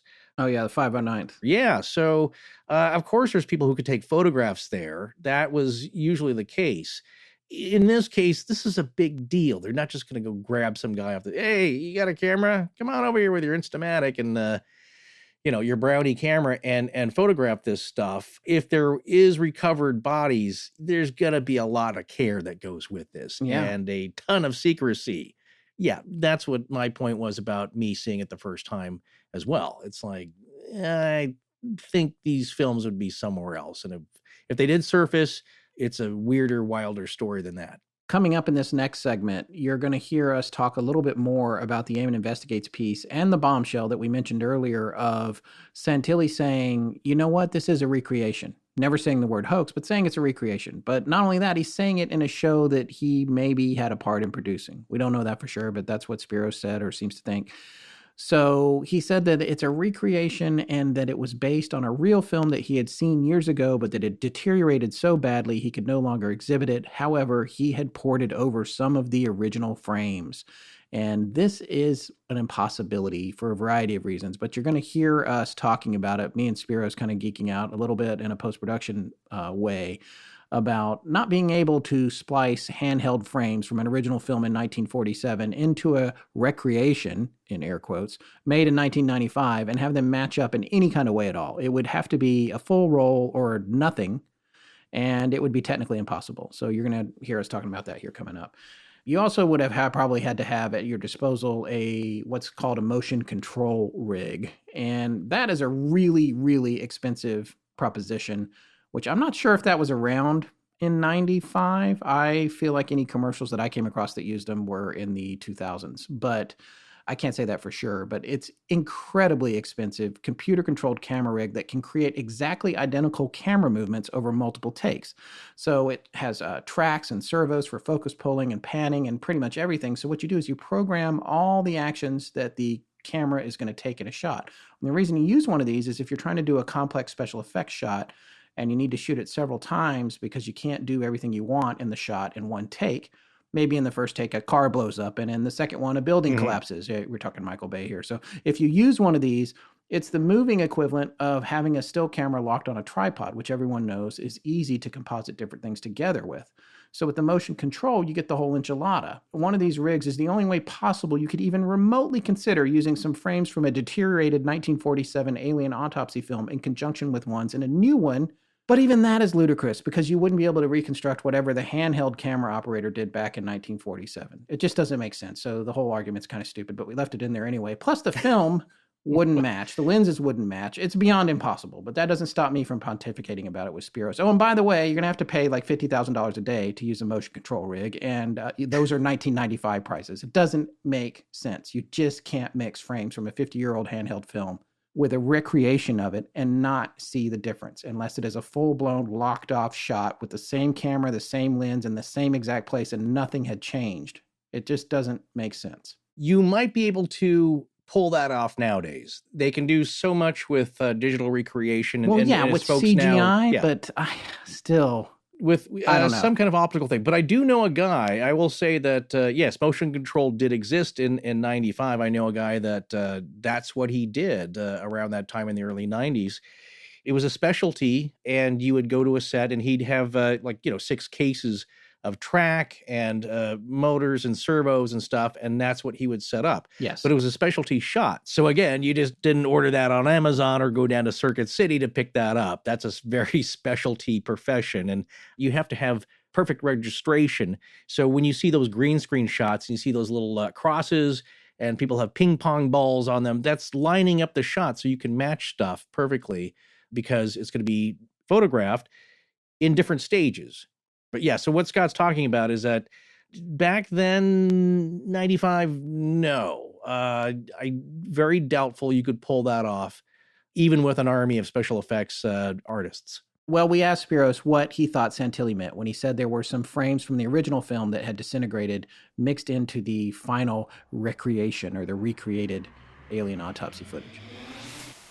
What he's saying is that, well, there is a kernel of truth here in this recreated autopsy, and that there are frames, at least, or maybe even small segments of original film that has been spliced into what you folks had created.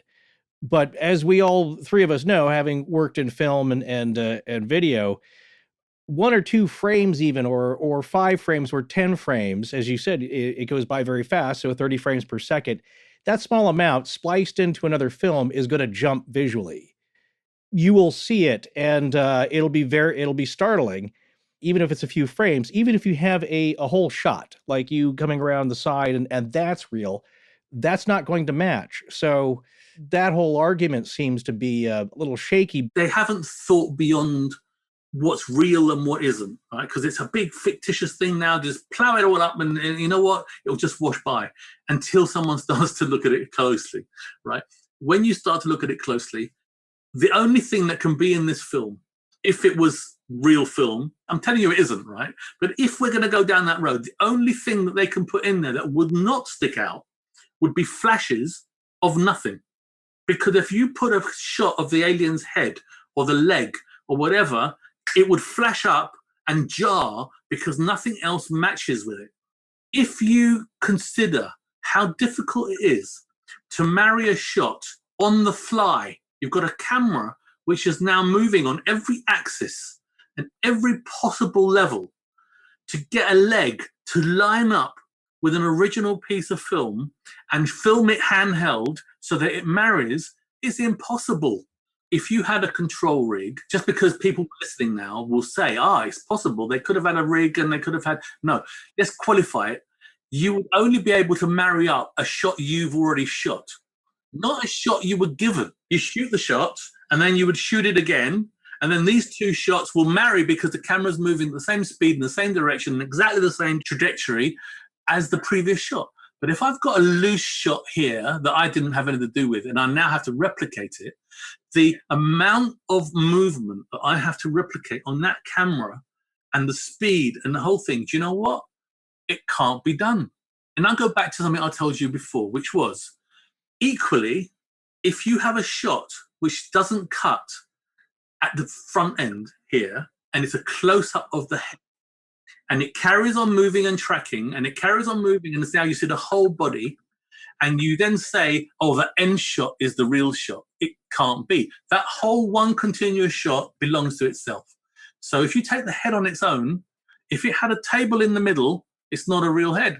So yeah, it's too much. It's too much. All right, coming back around to the idea that a lot of people say, I knew that was fake. How'd you know it was fake? Oh, well, it was clearly tabloid news, or it had to be. It's too sensational. It was on Fox.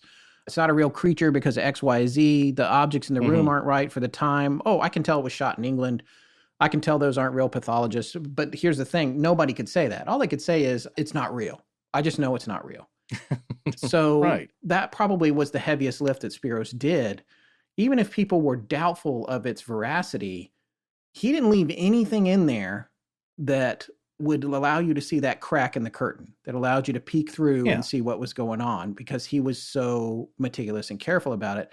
He removed that opportunity for you to say, well, look at that outlet. This can't be Roswell. That's a European outlet in the wall. Oh, this can't be 1947. That clock's from 1973. Yeah, that's what I said in part one. He's trying to make a sale here. He's trying to sell you on this. And the good route to any sale, remove the buyer's objections. Remove them all. My favorite case in point with the automotive sales industry, which I work for on the media events side, is remember Hyundai automobiles back in the day with the Excel. Not the most reliable car when they came to the US here. Right. So they were breaking down. So they did an ingenious thing. It's like, well, I don't want to buy a Hyundai Excel or any Hyundai because I hear they break down a lot. Like, okay, tell you what, how about we have a 10-year warranty? We'll fix the car for you for the next 10 years if anything happens. How about that? It's like, okay, well. It wasn't just 10 years. I believe it was 10 years and 100,000 miles. And 100,000 miles. Yeah. And guess what? After that, everybody else had to follow suit. Like, oh my God, they're doing it. Because people love that. It's like, well, you removed my objection. That was it. I just, I want a affordable car. Doesn't have to be much, but I don't want it breaking down. And if you say you're going to keep repairing it, well, okay, I'll consider it. So here, there's nothing anachronistic that you see in the film. If you saw something in the film that didn't jive with you, well, that's your gut feeling, not that you didn't know what an autopsy room was supposed to be like. And that's my point. It's like, well, it didn't look right to me. Like I would figure it would be different, fancier, more complex, this and that. But you got to remember, this goes for myself too, what we know about those things are what we get from the movies usually. And in the movies, things are, look, these set designers and costumers and all the people that work on the film, they're the top of their profession. They're artists, every single one of them. And it always looks more grandiose than probably what real history was.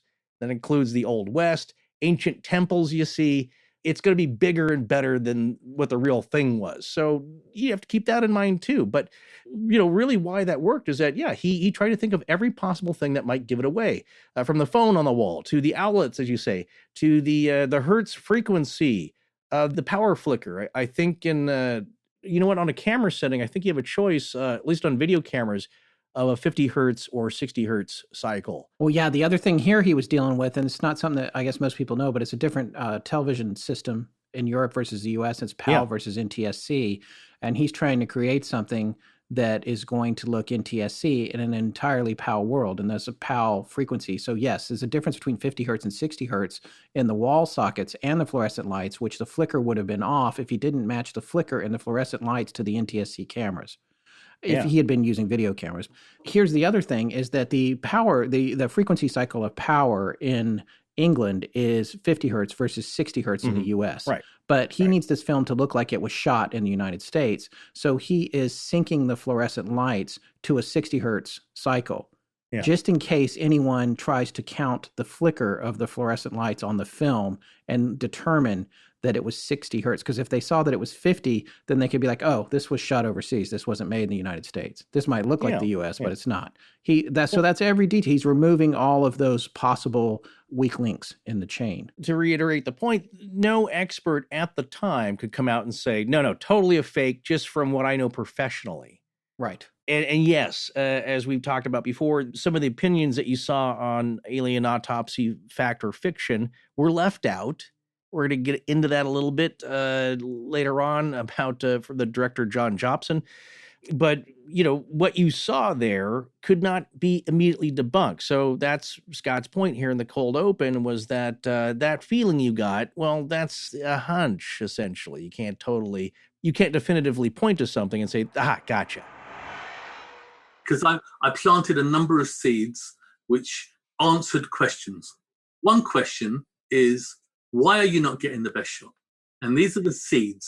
The first seed is, I wanted a strained relationship between the cameraman and the surgeon. I can't talk about it. I can't but this is the situation. I don't want you in my surgery room. I don't need you here. I'm trying to do something here. This is an alien, for crying out loud. I'm already on my edge, and I've got you in my face. So how do I portray that? So I get him to go round to the shoulder, and I get the guy to put his hand out and to go away. Because your job is to film it. I'm not interested in you filming it. I'm interested in my job. And you are extra. I don't need you here. I don't want you here. This is not for you. This is not a TV show. This is a serious thing, right? And you are getting in my way. So now that I've said that to you, if you watch the film back, you will actually see him, and it helps you buy it because it's subliminal. It's ever so slight. The same way that when he's showing what he's going to do is a performance. But who's it for? His audience is in the window. All right, so we'll leave it be. If there were nobody in the window and he was doing all this, what would you think? He goes to the feet and the hands, and what he's doing is he's saying to the guy in the window, there are 6 toes.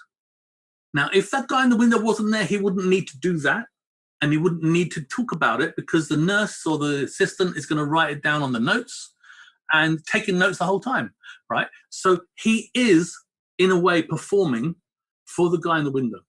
He's actually showing us the toes. He's showing us the hand. Another thing you can look out for, and now we're talking behind the scenes, right? Remember I told you the sheet of metal was 6 foot by 4 foot? So I've got my wrapping at the front, and it goes all the way along to the top where the head is. Now, when you look at the view of behind the head, you will see there's only a little bit of metal that goes down because there wasn't enough to cover the... So you can actually see the wood and a little bit of covering. So it's a wooden frame underneath it. So the other thing that you will see is I go to some lengths to show you how great this table is. You will see that I film under the table. I'm showing you the tray. Look, the tray. It works. Everything works. Look. Can't do that because it's handheld. I can slip a little bit off frame and just give you a glimpse. Like I gave you a glimpse of the electric socket on the right-hand side. Like I gave you a glimpse of all the bits and pieces. So there's a lot of that. Would there be more than one camera? Absolutely, there isn't. Would there be a locked-off camera? Of course there would. There isn't. Lots of questions. The backstory answers all of them. Why were there only one camera? Because it's top secret. Couldn't have any more people in here. Only this guy had the secret. He was at the crash site, and he was logging all the stuff. So you know what? He's the only guy that knows. We can't bring anyone else in. It's top secret. Okay, so that's it. He's just got his camera, and that's it. He's doing what he can do. Why is he not getting the way? He got the best shot on the other one he did. He didn't do one. He did 3. So it's not important to get the best shot on this brain because he's already got those shots. Because it's not the only one he did. So there's lots of arguments why it makes sense. All of them are nonsense. Right? It's true. If you're an analytical person and you have the ability to backward engineer it, which is exactly what we did, right? We invented it before we made it so that we didn't make it and then make the story afterwards. Because if you make it and then create the story afterwards, you haven't made things on this body that's going to fit the story. So you need to have the story first. John and my ex at the time used to ridicule me regularly that I was doing too much and nobody cared and no one was going to look. And then I had great pleasure after the Fox program showed, and then 6 months later, and I said to John, where's everyone banging the door down? Where are they? I said, had I not done all of these things that you were ridiculing me for, this would have been exposed by now. And there's no payday for anybody. Because our payday was make a documentary. We had to keep it alive until everyone said, we don't know what it is, right? It's an alien. That's what it is. And then, oh no, that's what we want. If somebody said early on, this is fake and this is why, there's no payday. Now, Ray didn't think that. Ray thought my payday is going to happen right away before they get a chance to see it. But I didn't think like that. I wasn't in that. I didn't have that benefit of knowing he's selling it now. So we needed to maintain that secrecy as long as it took till people said, I don't know what this is. And as long as that happened, we've now got a payday. Because that documentary would have been brilliant. That would have been an amazing reveal, you know. Ta-da! This is how we did it. He sold it, and the problem that it was so good that, and I'm not bigging myself up because I've got to tell you, John Humphreys is one of the leading sculptors in the world today. He's a Royal Academy lecturer today. He worked on Doctor Who, right? I read that. Oh, and Max Headroom, yeah. But you know what? They're not his good bits. He did some other amazing stuff in films, you know.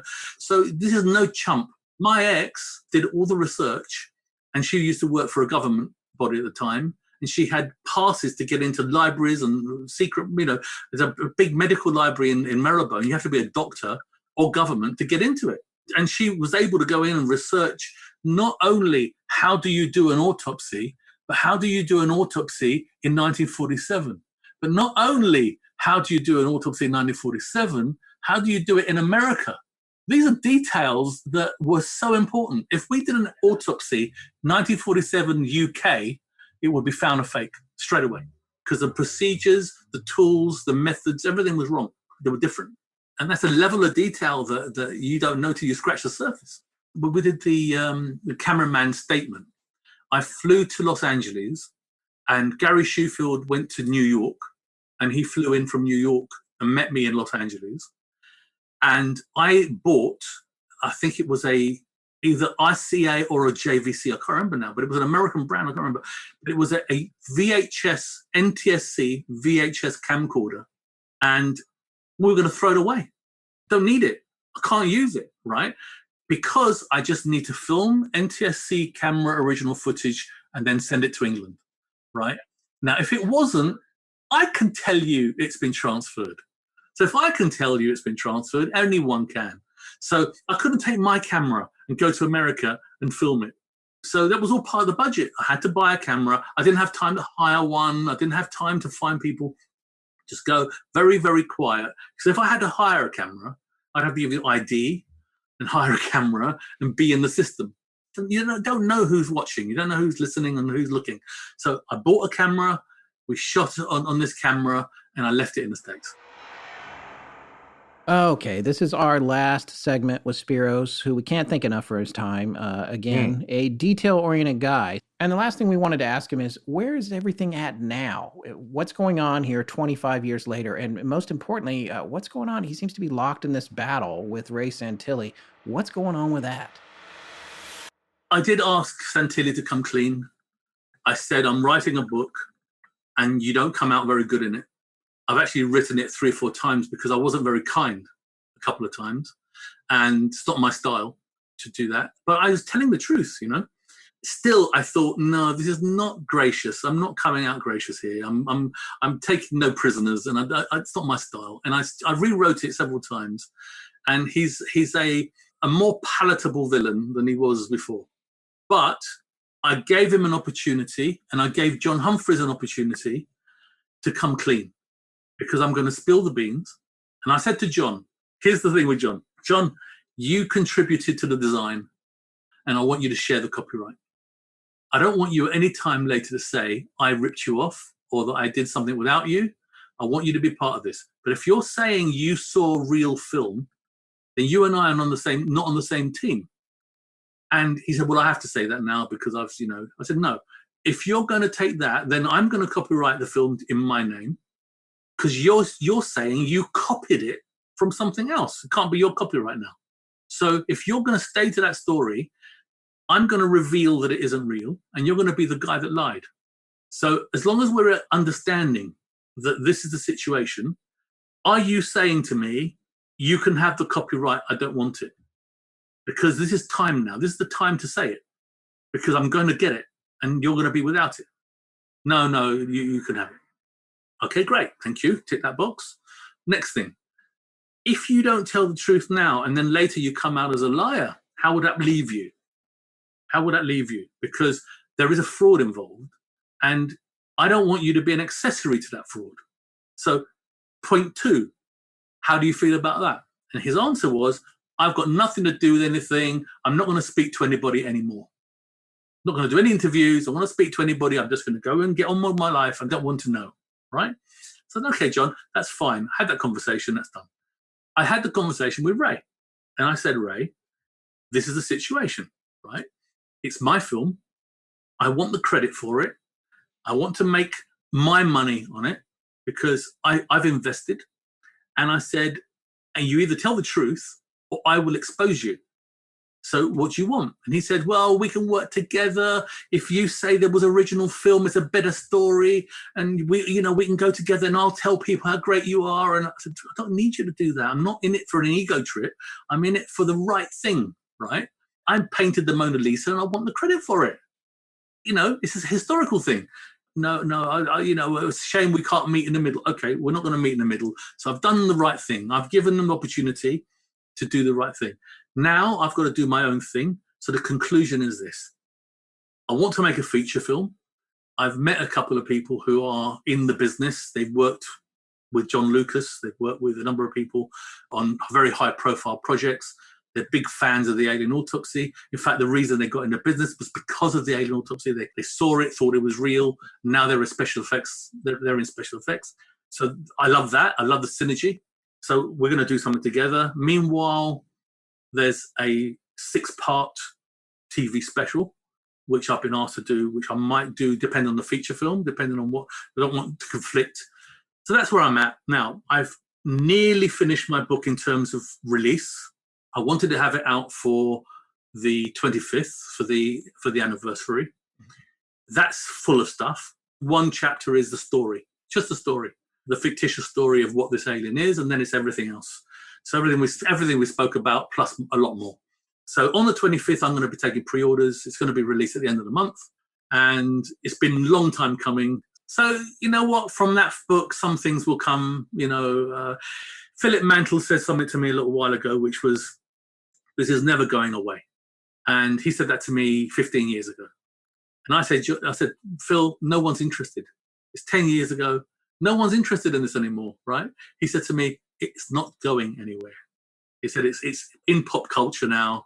It's one of those things, it's going to keep regurgitating with every anniversary, with every new thing. I mean, last year, just when I thought everything was dead, a guy pops up and says, I was working for the CIA and I saw this film in the CIA. Right? And people started asking me, what do you think of that? And I said, well, I'll tell you what, he's not telling the truth. And I'll say it up front. And then eventually what you do is you look at what he has said, and he didn't say anything of the sort. He didn't see this film. He saw a film. Now, if there's another film and it's real, I don't know. But this film wasn't around until 1995. So I already know. And then it's for them to find out. When eventually they do find out. So is it going anywhere? No, I don't think so. I did say something to somebody that told me they saw my film in a military institution in 1969. And I said to him, because he didn't know that I made the film, right? And he was giving me an interview. And I said to him, did you see this film? Or did you see something that maybe was like this film? No, it was this film. I said, was it exactly this film? I'm talking about the room, the setting. Yeah, it was identical. And then he said the word again, identical. To reinforce it. Now, I am sitting there. I know he's lying. 100% I know he's lying, right? But he's telling me like he doesn't know who I am, right? So it's identical. And I think to myself, okay, well, what are the chances of me in my magical world imagining a clock on that wall imagining a Bunsen burner and the thing, and imagining all these things, the window and the telephone and the whole, imagining it and getting it right. What are the chances of that? Because I'm not that good. I'm not that good. So I know for a fact, when people say that they can replicate this film, what they don't say is what they're going to replicate. People have tried to replicate it, and they've replicated the body. They've made another body. And they seem to forget the enormity of what this film is. There's a set. There's a table. There are suits. There is so much. Even the debris footage that you see and take for granted, there's a language I invented on those. And it's made from Greek. So that a Greek person would be able to say, oh yeah, that says eleftheria, that means freedom, right? So they think they've discovered something, right? And I even made it, so if you turn it upside down, it says video. Do you know what other people say? They say, it's video, it must be a fake because it's a video. They didn't have videos in 1947. And then the argument, of course, is it's Latin and it's older than 47, the word video, right? So it's like, catch me, oh, you didn't catch me. Catch me, you didn't catch me. So it's layers and layers and layers of fuses for you to blow so that I can tell you they're wrong. There's so much. I mean, it's in the book. You see, all the stuff's in the book. When is the book coming out? Well, it's going to be pre-ordered at the end of this month, and it's being decided how much it's going to be and all that sort of stuff. I'm not doing all that stuff. My sister and I run a publishing house, so she's doing it all. The website is melarisinprint.co.uk. Have you ever considered, when you hear somebody and they seem so genuine, and maybe over the years, the guy, in his memory, it fades over the years and it's not exactly the same, but ever consider the possibility that maybe he did see some kind of Alien Autopsy film? I haven't got a clue if there is another film and why there shouldn't be. And I don't have a clue whether or not aliens exist or not. I'm not saying they don't. Just this one isn't real. That's all I'm saying. But the thing is, right, when you ask a question and you get an answer, like I said to you, the autopsy table's fake. I can prove it. The suits are fake. I can prove it. There are no walls here. I can prove that. When you put it all together and you keep doing that, eventually you think, enough, right? It's fake. But when you ask people questions who say they've seen an alien, I've interviewed 30 people from Roswell who were there in 1947. And when someone says to me, this is what we saw, and then I look back at what they originally said, and they said it had 3 fingers on it, right? And now they're telling me what they saw is this. And I point it out. And I say, but you said this is what you saw, but actually what you saw is that. Which one is it? And they say, no, this is what I saw. I made a mistake. Because human nature dictates who we are, okay? As a magician, I know who not to pick. This person's going to be bad for me. This person's going to be good for me. If you know about human nature, you know human beings want to be special. If you want to impress somebody on a job interview, or if you want to go on a date and then you meet the new girl's friend, remember their name. Just remember their name and then mention them and say, so listen, Mary, right? Do you know what an impression you just made? Huge impression, because she feels important and special enough because you remembered her name, right? When you're in business and you shake someone's hand and you say that they call them by name, you cement your relationship with them because they're feeling special. So when you're talking to a person that's seen an alien, they may not have seen an alien. They may have made it up, because people do that. People lie, But if they did, let's say they did see an alien. Let's say what they saw was a shadow and there was flashing lights in the sky and that's all they saw. Well, now they've just told you it's got 3 fingers and it's got, well, that could be made up. It could just be made. They did see something, right? It could be true still. So you just got to know they want to be special. So if you give them enough to be special, right? Yeah, this is what I saw. Because this is a film, it exists, and it actually makes me right. And if I saw that, that means I'm part of this, which makes me special, because no one else saw this. I'm the special one. And they become a celebrity because of it. Why did you kill John Lennon? Because I wanted his celebrity. If you're killing him to do that, you're becoming the devil. But I just want to be special. There's no common sense to be had from it. So if you are the sort of person that saw an alien And if you're in that realm, you're looking for the extraordinary and you want to believe. So I just give you evidence that here we are, there's the evidence. Now you're going to run with this evidence because, see, I told you I was special. And that's why I think a lot of the UFO community hate me. Because, they think I'm saying that UFOs don't exist. I'm not saying that. I'm not that arrogant. I don't know. I've seen odd things flying around. I don't know what they are. There could be a plane. There could be anything. I don't know. For the record, I'm not saying aliens don't exist. And I'm not saying anything. I'm just saying this film is not real. That's all I'm saying. There is no real Alien Autopsy film that I've ever seen. That's all I can say. All right, so here we are, recapping something I said earlier. Everyone that I know says they knew this film was fake from the jump. But somehow... We're not upset. We're not upset about that. But 2 billion people have watched it, though. Why would they even look at it if it's so obviously fake? But more on that in a bit. But here's the fascinating thing about this and what it teaches us about human nature. The types of people you come across in life, you learn about that from this. And in this story, we have the artist and the salesman along with all of the various day players, each one working their own angle in a way. So here we are. Again, this film's a hoax. We all know that for sure now. And some of us have known it since 2006 when Ray Santilli called it a recreation in the Aim and Investigate series, which he... Or is it? Yeah. Oh, God, there we go. I'm sorry. There could be frames. You don't know. Maybe we did. Others of us have just known, even if we couldn't prove it, that it wasn't real. It was something we just felt. Before we drill down on that, let's talk about that Fox special that ran in the U.S. Because I feel like if you watch that special, as incredulous as you might have been about the state of it being a tabloid-type program, it really did a good job of trying to convince you that there were a lot of things about this was plausible. There was a lot of hype around that. And both Stan Winston and renowned UFO investigator Kevin Randall came out after that special and said that they clearly stated when they were being filmed that they thought the footage was fake, but it was edited out by the producers. Why would they do that? Well, it's obviously way more compelling. But just for what it's worth, if we find out something's fake, we always put it in the show. We don't edit it out. We don't care about ratings, but maybe we should. Better hope not. Yeah, No. yeah. But there's a lot of talk about the Roswell crash in the special, and that's important because we want to be clear. There's literally no real connection between the Roswell incident, whatever that may be, and the alien autopsy footage. This is something we've learned just by the nature of it being a hoax. And because one thing is a hoax doesn't mean the other one is or was. It's an entirely different situation. But the circumstances of that crash inform what these guys needed to make Alien Autopsy believable, recapping something Forrest said earlier. The debris with the strange writing, the time period, the rumors around it all. Now, notably, right there in the Fox special, Jesse Marcel Jr., whose dad brought this stuff home, the pieces of the craft home to them, said the debris did not match what he had seen as a child.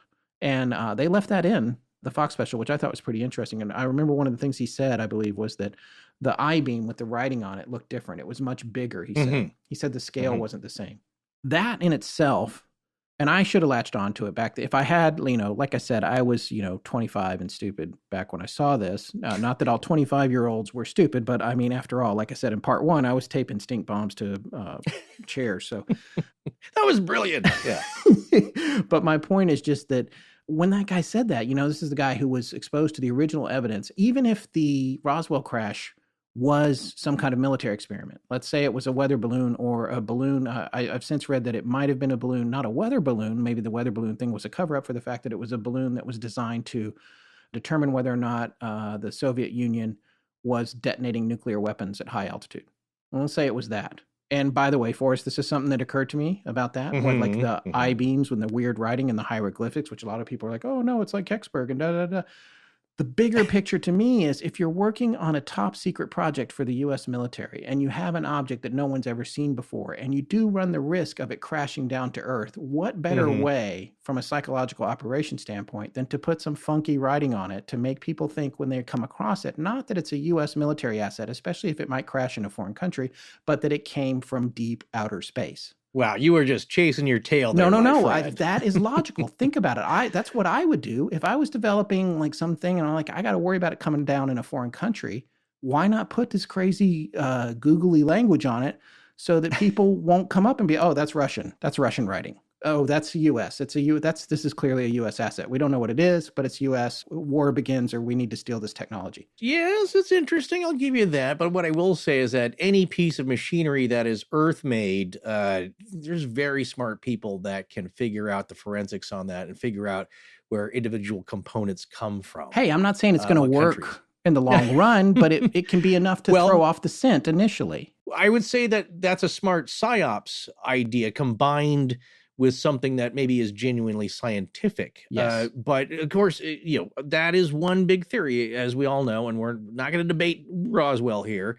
But of course, yes, the detection of thermonuclear blasts in the Soviet Union is the reason for that. That's an easy one to put up there. The other one that's my favorite, it's not my favorite. I just told a fib. I think it's the craziest one, is that Josef Mengele, the Nazi doctor, was scooped up by the Russians in their version of Operation Paperclip, took to the USSR, and he performed these weird experiments on children, unfortunately, which ended up in hydrocephaly. They had very large heads, deformed bodies, and that's what was stuffed onto this craft sent over by the Russians to freak us out. That's another prevailing theory. Wow. You've not heard that one? No. Good Lord. Oh, come on. That's all over the Well, the I got to be interwebs. honest. I haven't looked into Roswell in a long, long time. Right. Because since we've been doing the show, I lost interest in the really big mainstream stories. I don't mind unless I can find something out about it that's surprising, which that is pretty surprising. But like, it's just like, it's Roswell again. It's okay. It's Roswell again, which, but how did they fly it then? It was a drone? That's one of These the points. poor Is kids that couldn't be flying it. Okay, so maybe you have some kind of a Foo Fighter, Hanabu Nazi UFO thing. Like, where'd they get that then? I don't know how we got to Honey What Boo do you Boo, but whatever like, you say. That's the we talked about that in the Nazi Bell. Yes, no, I know. I'm kidding. I know what the Honey yes, Boo okay. is. Yeah. All right. Well, It's a joke. It's a now, joke. having a laugh. So the idea, though, is that now some of Apologies, the explanations British are people. getting as look, we're featuring them Yeah. in a crazy story. So Yeah. the idea, though, is that now you're venturing on a explanation that to me sounds almost as wacky and crazy as some other people in the universe somewhere, or ultra-terrestrials, or they're coming through a portal, whatever you want to say, somehow crashing. Now, of course, the idea, and maybe we'll do Roswell. Yes, I know it's been done to death, and people are going to complain. One idea is that there's actually two crashes there. Well, if you're that advanced a civilization, can't you steer the dang thing? What happened? Well, they accidentally crashed two UFOs crashed into each other. There were two crash sites.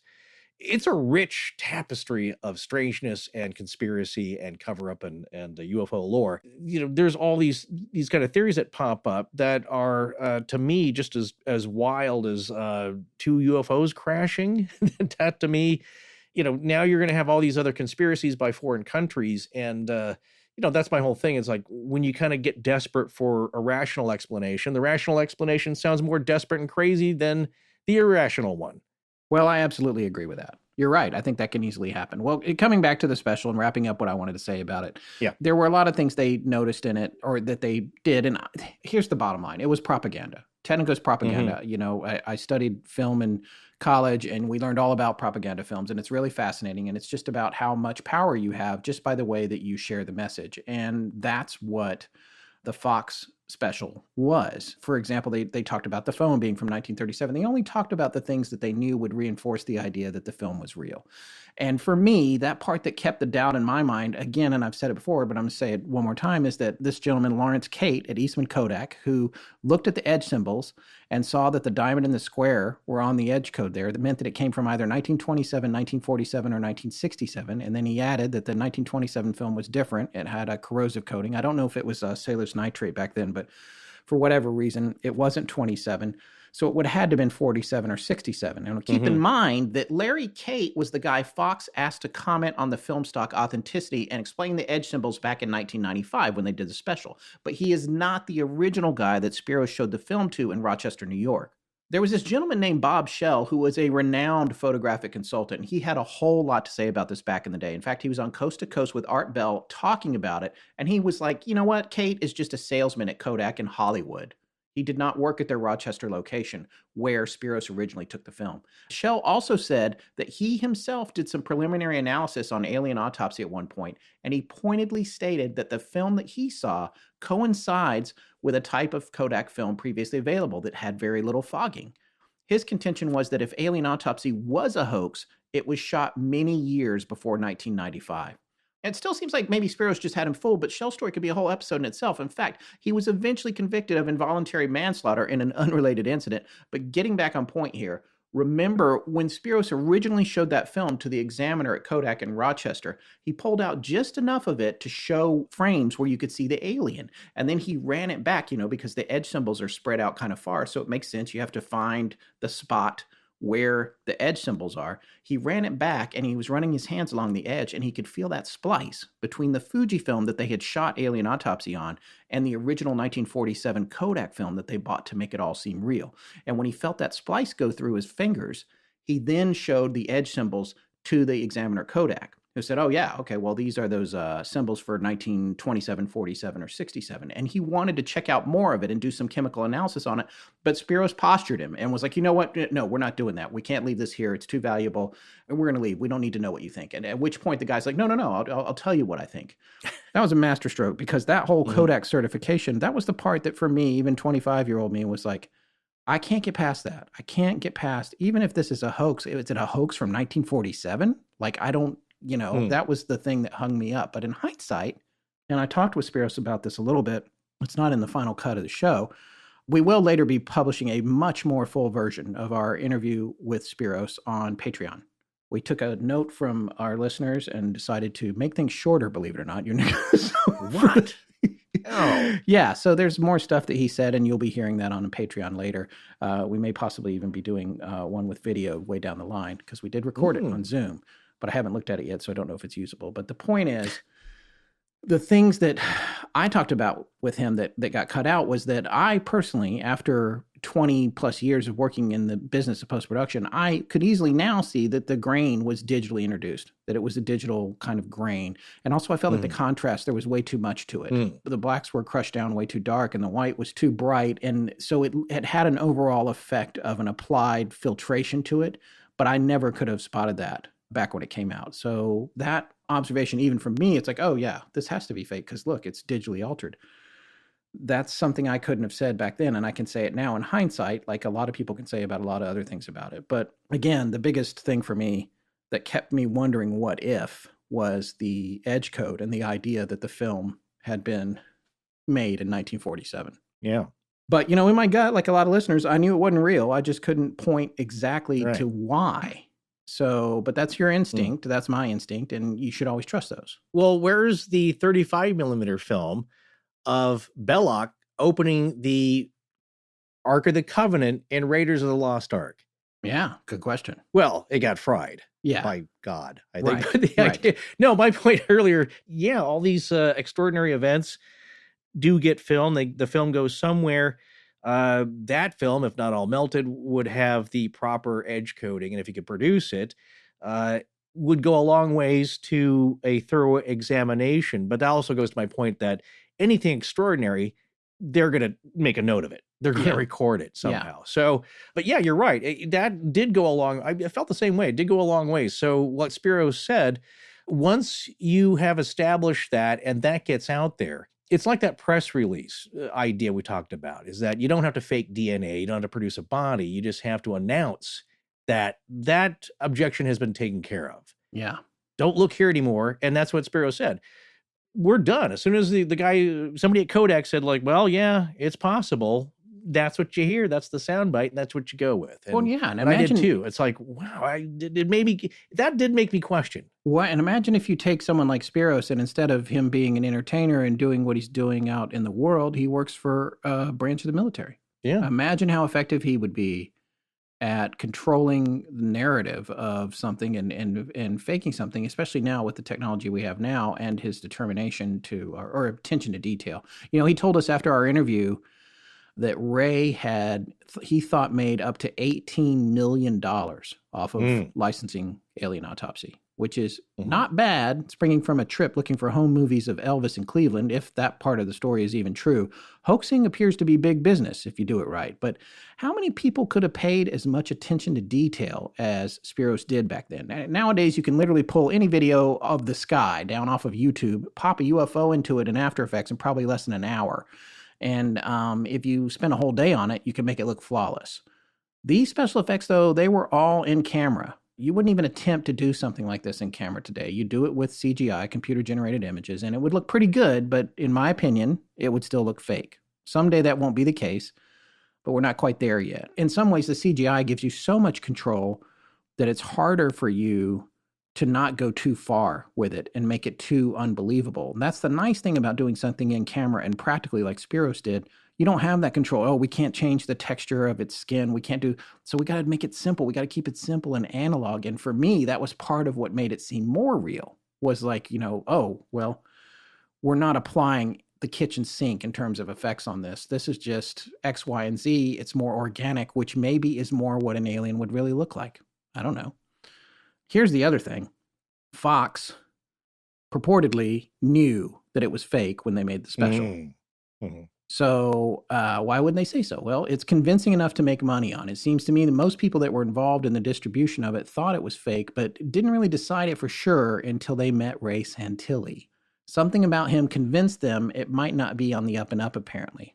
So we found this letter, this is pretty fascinating, between the director of the Fox special, John Jopson, and a gentleman named David, who appeared to be investigating the validity of Alien Autopsy, and more specifically, Ray Santilli back in 1999. This is dated January 15th, 99. We have a link to it. We got it off the Wayback Machine Internet Archive.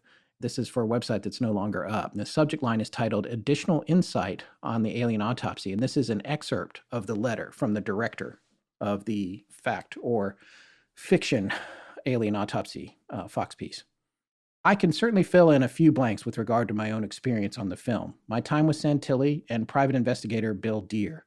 As I have already detailed on numerous occasions my history with Kiviat, that was the producer, as well as how I came on to the Alien Autopsy project, I won't elaborate here. I should add, however, since the world's greatest hoaxes has brought it all up again, that the events and experiences on the Alien Autopsy did have direct and relevant connections to the accusations made against me regarding the Snowwalker film, that I was the hoaxer. But that has been covered elsewhere, so I don't even know what that's about, but sounds fascinating. Although I conducted all the Roswell interviews for the Alien Autopsy film, Walter Haut, Dr. Jesse Marcel, Kevin Randall, Frankie Rowe, among many others, it's really the London story that needs to be clarified. I went to London to accomplish three things: to film the background story, conduct the interviews with Ray Santilli, Dr. C.M. Milroy, and Philip Mantle, and to retrieve those supposedly original frames of film to take to Kodak for analysis. As I have said repeatedly and loudly, my immediate response upon meeting Santilli was that he's a fraud. I had gone into the project with an open mind. I thought the footage was suspect, but more because I'm a skeptic than because of anything in the footage. I think the footage left everyone, even the most skeptical, with a wow, what if feeling upon the first viewing. I had only seen it twice before leaving for London, and at that time, no other experts had yet screened it. But Santilli's evasiveness and shady demeanor were just too much. Bear in mind, this was his early days. He had only done that London grand unveiling thus far, and at that point, he was an unknown entity. Santilli was still negotiating his deal with Fox when I pitched up to his office, so he held up the interview until the signed contract arrived, which gave me some time to look into his background. Now, again, this has been detailed ad nauseum elsewhere, but let me make one thing clear. I did warn Kiviat and Fox that they were dealing with a major fraud here and asked for time to investigate. And I made the request at this point to bring in my private eye friend, Bill Deere. It was then made clear to me that if the footage was exposed as a hoax before the show aired, the ratings would suffer. I highlight this because it was the turning point for me and my producer, Andy Schatzberg. We wanted to make and argued for a real investigative film. So after, there was a considerable amount of tension and distrust. The rest is ratings history. Whether they, Fox and Kiviat, knew or were actually in on the hoax from the beginning, I still don't know. Now keep in mind, this was back in 1999. But I have had and continue to have my suspicions. They certainly made a whole lot of money from it. In any case, From then on, we were just making entertainment, and any thoughts of a journalistic, fact or fiction approach went out the window. By the time we got to the editing room, it was an exercise in frustration, since we had to skip over or minimize the many discrepancies and obvious questions Santilli's story presented. Of course, there's always manipulation in editing, but it was frustrating to see the words of Bill Deere, Kevin Randall, Stan Winston, and others who'd made clear their belief that the footage was a hoax, twisted or cut out altogether to fit the Fox agenda. Nevertheless, I edited what I think is a pretty entertaining opening act. The film frames were a complete joke. This is regarding the frames that Santilli said were from the original film that had been somehow spliced into the Alien Autopsy. All right, he goes on to say about these film frames that came out later that were supposed to be from the original film that had disintegrated so badly. I had been shooting film for more than 20 years already, so to have these few frames in my hand that were so clearly selected for their lack of information, both in terms of Kodak markings and, more importantly, what was on the exposed film, nothing. So that's a little bit of inside scoop on the Fox special, and that's coming from the director of the special himself, who seems like he hardly wanted to be involved with it by the time it aired. Here's a very minor but slightly odd connection, coincidence. Yeah. So, yeah, as you'll see or if you've seen it, in the Fox special, Fact or Fiction, the private investigator he's talking about is William Deere. So it's kind of an unusual last spelling name, D-E-A-R, not the animal. Yes. Yeah, he's the private investigator who is limited to only trying to find the cameraman, not the veracity or the verisimilitude of Ray in the film. When we were talking about part one and John Humphreys, I started thinking about someone also who appears in the film, Stan Winston, a visual effects artist and wizard, top of his field. And I was making that connection because we talked about him before on the PGF about creating the costume. And of course, I was thinking about John Chambers, who was accused of creating the Bigfoot Patty costume. And his comment on it, Stan Winston didn't believe Patty was done very well. It wasn't a very good job. He did not believe in it. But here, at least, he's the one whose comment was taken out later, that it's like, well, yeah, he and his crew there are on film in the special saying, like, well, it looks pretty well done. Like the bleeding, the oozing, the wetness on the inside, the eye coverings that they take off, pretty well done. That person could walk into Hollywood immediately and get a job. And it would be really expensive for us to do it. So he was impressed with that. But of course, they left out the part, as you just pointed out from the letter, that you can't really blow the gag before you air the special, because it's a lot more fun. A lot more people are going to tune in if there's some doubt. What John Jobson wanted to do is just, let's really investigate this. But you got to admit it, if they blow it all, it might be a little less fun. Less viewers equals less money. So I can see the networks, that's what they're out to do. They're out to make money. So of course, they're going to keep that mum, direct them and limit them to just a few certain areas, which is not going to blow the whole gag and reveal the magician's secrets. So in any case, I was looking at what Stan Winston had done, his long list of movies, and I thought Harry and the Hendersons would be on it, but it's not. That was Rick Baker, who also weighed in on the PGF. But interestingly enough, the writer and director of Harry and the Hendersons was also named William Deere, D-E-A-R. And I thought it was, did this private eye also, because he was going to write a screenplay with the director, John Jobson. They were working on something. That was the murder mystery. It connected to a real event, I think. Yes, it was. Yeah. That's the Dungeon Master. A lot of people know about that. Yeah.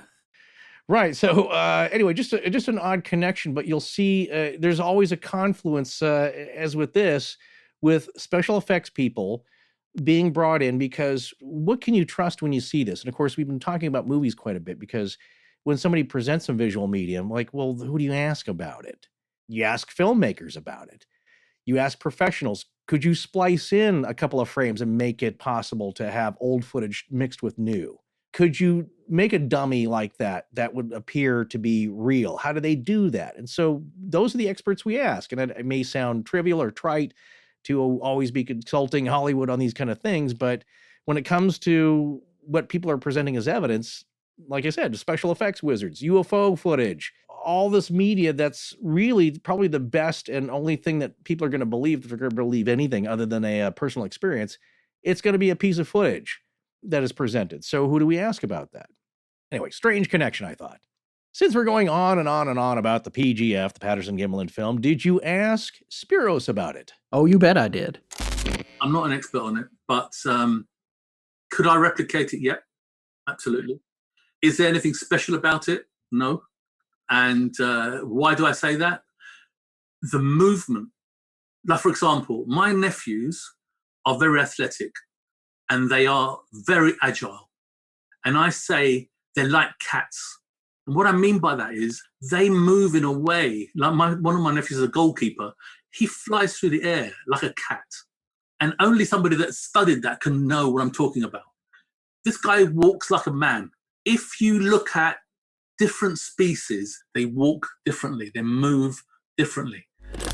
Well, all right. After hearing that, does that change your opinion about the Patterson-Gimlin film? No, and I'll tell you why. Because Bob Gimlin is no Ray Santilli. From what I understand. I haven't met Ray, but I have met Bob. And much like Spyros said to us in some of our outtakes, people tried to recreate his film, Alien Autopsy, and they couldn't. Never looked right. But as good as Spyros is, I'm not convinced he could recreate the PGF. All due respect to you, sir. No. But, I'm not convinced. I would like to see that, but I don't have $100,000 laying around to experiment with it. So no, but didn't that BBC special try to do it? Yeah. And it looked like a guy in a fuzzy orange suit. Yeah, it was horrible. Nobody. Yeah, if you can't recreate it, that's definitely a tick mark.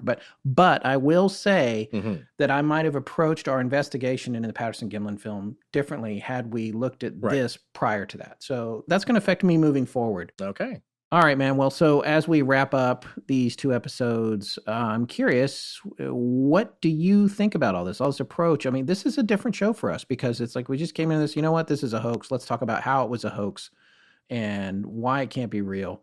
And let's lean on that in the future, in our future investigation, so that we can understand how an effective hoax can be done. But I mean, what's your takeaway? Well, a lot of what we do, as I said, you don't get a lot of answers when you study the paranormal. There's just more questions. That's the old saying. But what I've learned about is probably much more about human behavior and how people react to stuff. And of course, like I've said before, these are all human stories because that's why we care about them. There's a connection to us, the people, and what we believe in and why, and how are our reactions gauged? Because if aliens drop down and nobody cares, is it even a thing? So in looking to that email from film director John Jobson, who was hired by Robert Kiviat to direct several portions of that special, all the interviews, and Jobson wanted to dig into it, as you just heard. And again, to restate his sentence here, I had gone into the project with an open mind. I thought the footage was suspect, but more because I'm a skeptic than because of anything in the footage.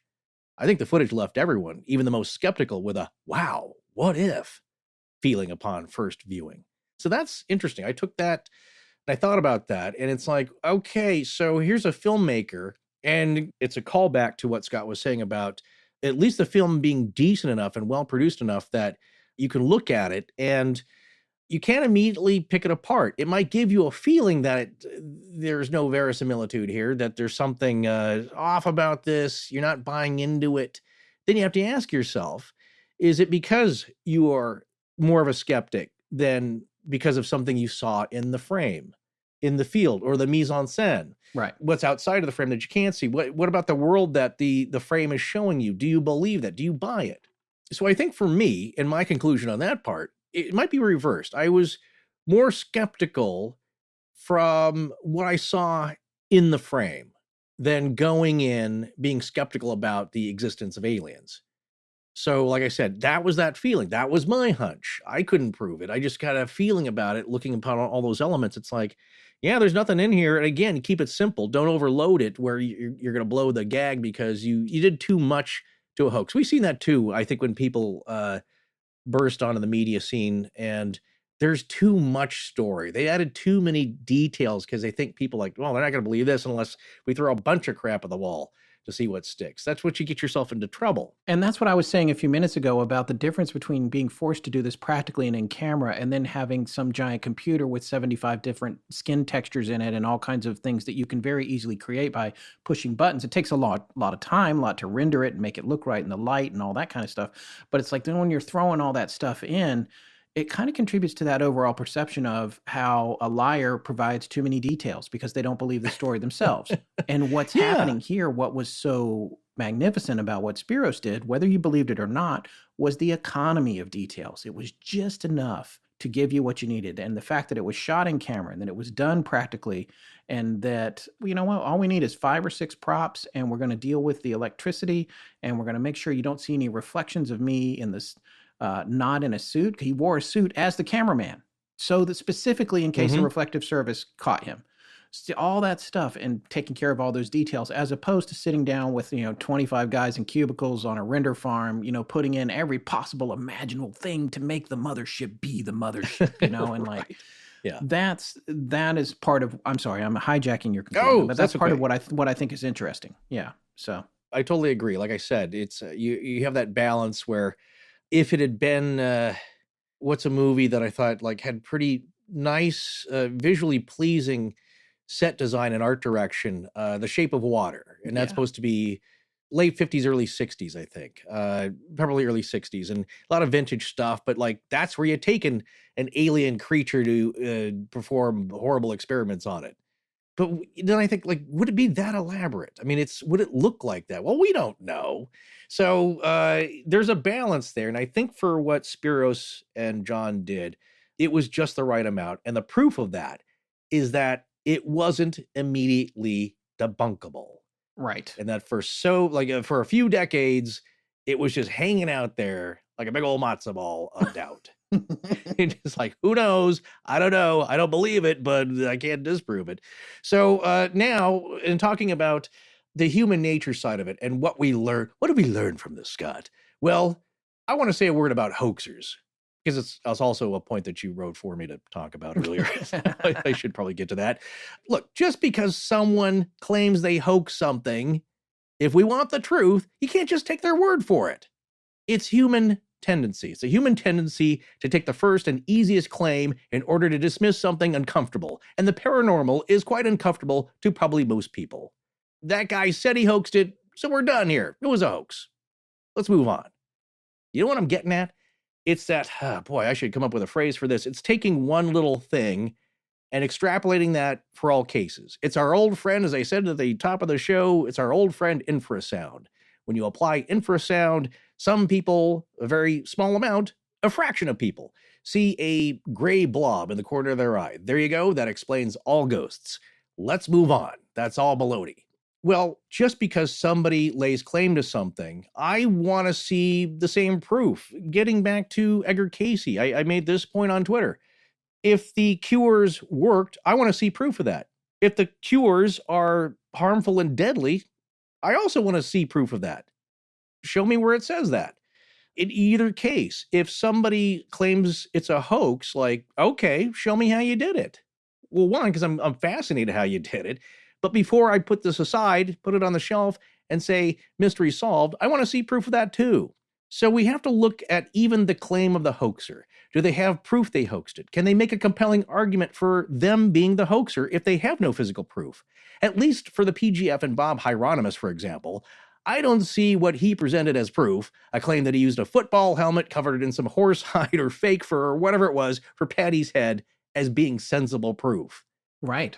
I know what a football helmet looks like. You said I just glued some fur on that and I took off the face guard.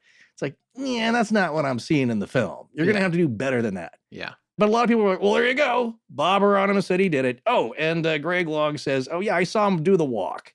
It's an older guy walking on his patio. Is that the same thing? Well, he said it was the walk he did. There you go. We're done. That's what I think about that. Now, here's also something that your Fred brought up, which I thought was a pretty good and sensible claim, and it's something that a lot of people say. We hear this phrase quite a bit. It's the oft-used phrase, extraordinary claims require extraordinary evidence. You've heard that before, right? Oh, yeah. We brought it up That was- before ourselves on the I show. know, we Yeah. have quite a bit. And guess what, folks? I'm going to bring this up again when it comes up Isn't again. that Carl Sagan? He made it famous, but here's the thing. So he didn't originate it, like a lot of quotes that are famous. Somebody else came up with that first. That's unknown and not as cool. But here is something that goes over that because, again, to set this up, your friend, who we mentioned earlier, you asked them what they thought about the Alien Autopsy film. And one point they made, which I agree with, is that, you know what, extraordinary claims require extraordinary evidence. So I don't know, man. It just didn't, it's not enough for me. It just didn't ring true. Fox produced it. So there you go. And it's more than likely baloney. Well, my point here, which I will bookend, is that if you're asking for proof, what are you thinking about? And here's something that I have kind of learned going ghost hunting the last 2 years during the summer in the Midwest. When you're sitting in a very haunted, spooky place, and you're seeing a lot of weird shadows out of the corner of your eyes and strange small things, very small things are happening. And I come back and I say, Scott, we got to do a show on this. And it's the Randolph Infirmary or the Octagon Hall, or it's Waverly. Whatever I've got, if I present it to you and it's a bit of creepy audio, well, that's pretty creepy. It's an EVP. A lot of people don't believe in those. If I take a photograph and it looks like a shadow in the corner, I would hope that our audience knows us by now and we're not charlatans. If we say we got it, we don't know what it is, we're just presenting it, and you have to decide what it is, but we're telling you we honestly captured it. But what are people really wanting? Well, they want visual evidence. And that's why I was thinking, like, man, if I don't get anything on video that's like in 4K, that Scott can edit and we can put it up on YouTube, it's like people just aren't going to buy into a piece of audio where I felt a chill. Like, well, it doesn't mean anything, you know. And not that I'm trying to prove ghosts exist to people. That you're never going to do that either. But what's going to be the most compelling and interesting? Well, what I would want to see, a piece of video. So what we're showing you here with the PGF and also with Alien Autopsy is footage. What more do you want? Well, depending on how good the footage is, you might want a lot more. But here's my thing about extraordinary claims require extraordinary evidence. So this comes from a peer-reviewed journal, Frontiers in Psychology. And it's a paper published online June 10th, 2011, and it's titled, Extraordinary Claims Require Extraordinary Evidence, The Case of Non-Local Perception, a Classical and Bayesian Review of Evidences, by Patrizio E. Tresoldi. Well, I love that name. Well, this is from Tresoldi's abstract, quote, starting from the famous phrase, extraordinary claims require extraordinary evidence, we will present the evidence supporting the concept that human visual perception may not have non-local properties. In other words, that it may operate beyond the space and time constraints of sensory organs, in order to discuss which criteria can be used to define evidence as extraordinary, period, full stop, end quote.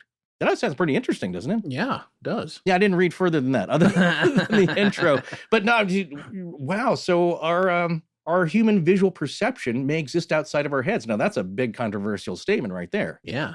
But what I found pertinent and germane to this conversation is what is found in the introduction to the paper. So now, of course, that quote, extraordinary claims require extraordinary, it was a phrase made popular by Carl Sagan, who reworded Laplace's principle. This is still from the paper, which says that, quote, the weight of evidence for an extraordinary claim must be proportioned to its strangeness. And it apparently appears in Gillespie et al., 1999. That's probably another paper. This statement is at the heart of scientific method and a model for critical thinking, rational thought, and skepticism everywhere. However, no quantitative standards have been agreed upon in order to define whether or not extraordinary evidence has been obtained. Consequently, the measures of, quote, extraordinary evidence, end quote, are completely reliant on subjective evaluation and the acceptance of extraordinary claims. In science, the definition of extraordinary evidence is more of a social argument than an objective evaluation, even if most scientists would state the contrary. And he gives an example here. Think about the recent debate about climate change from 2010. So what he's saying is that even scientists, there's no standard where we can point to like, well, that's pretty extraordinary evidence right there. It's subjective. It's personal point of view based on your beliefs. And if you're in the scientific mainstream, that can vary and it can be clumped together and there's no agreement on when someone is presented with extraordinary evidence. So then, what would you, dear listener, consider as proof? What was shown in the Alien Autopsy film, 17 minutes of visual, quote-unquote, proof, and I use the quotes here, was pretty extraordinary. Yeah. There's the thing. It's on the table. They're cutting into it. It's more extraordinary visual, quote-unquote, proof than the PGF because of its length and the detail and the thoroughness, but not as extraordinary than the PGF because of what is seen in the film. You get what I'm saying Yeah, there? yeah, totally. You got a ton of it. You got 17 minutes of evidence. What more do you want? You got parts from the ship. You got all this stuff, but you still don't buy it because no piece of film matters if you don't either believe in the possibility of what is presented or that what is presented is not convincing enough. So when I saw the Alien Autopsy footage for the first time, I was like John Jobson. I was open-minded. I had that wow factor, that what-if factor. But unlike Jobson, as I said, I was more disbelieving from what I saw rather than being skeptical of the possibility of aliens. Now, one last thing about extraordinary claims and skepticism.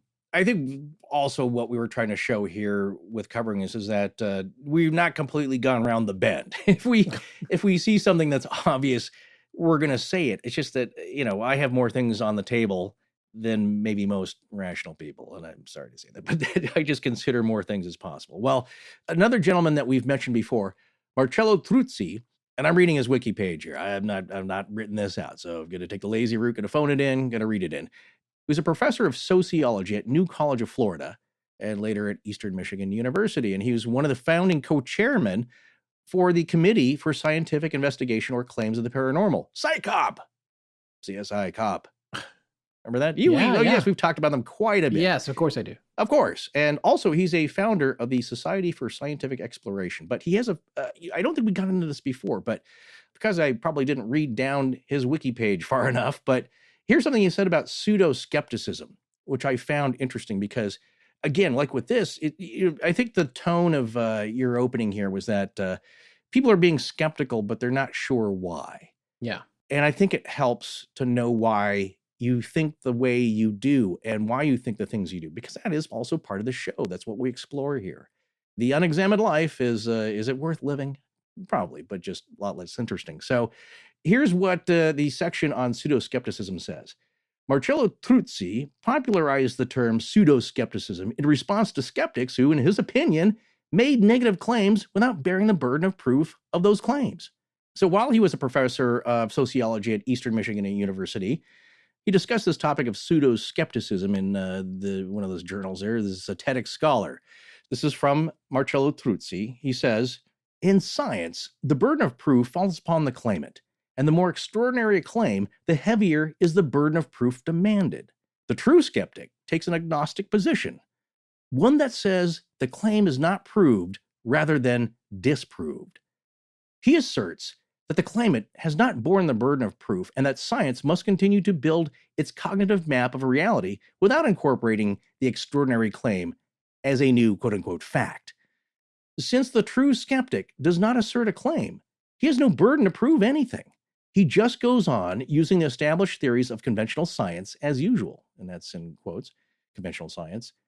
But if a critic asserts that there is evidence for disproof, that he has a negative hypothesis, saying, for instance, that a seeming psi, PSI, result was actually due to an artifact, he is making a claim and therefore also has to bear a burden of proof.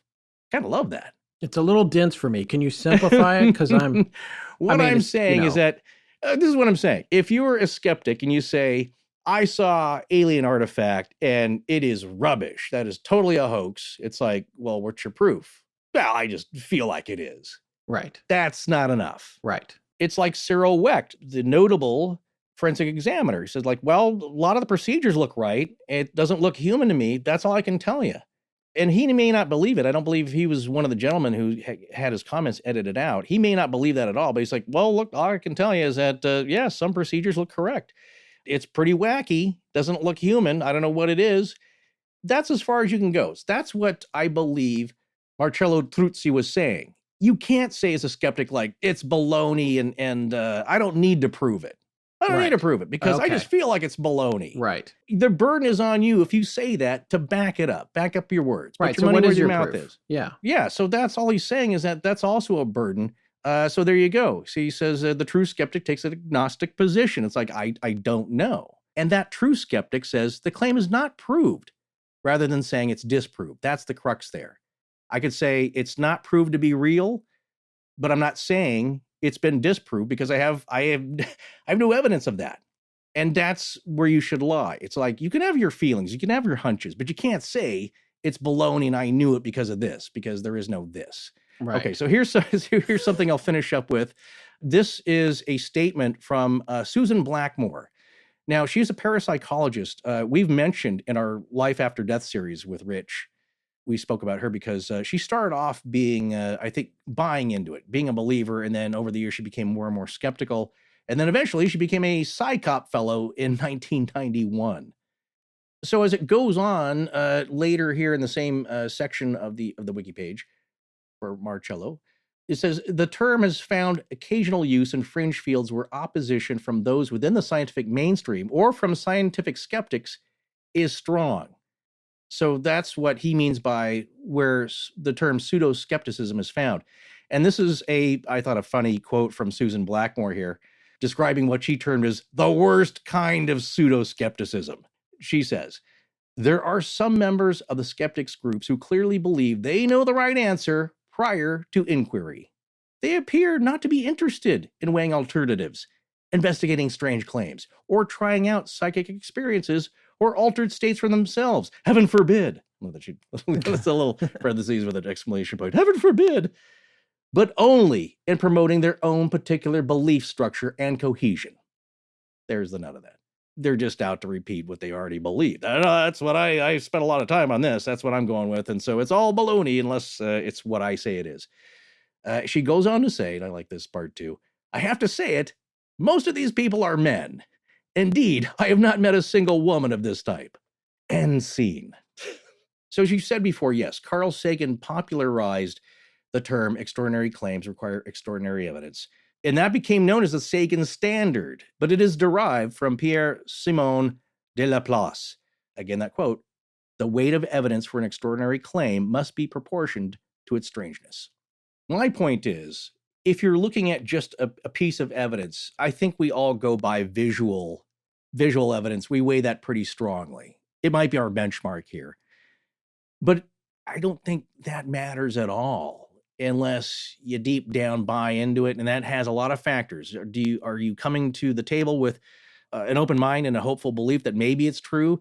Are you coming to the table saying, I didn't believe it in any way, and this looks extra fake? Because to me, that's like going on Yelp and writing a review for an Italian restaurant. It's like, this Italian food is terrible. It's like, well, do you like Italian food? No, I don't.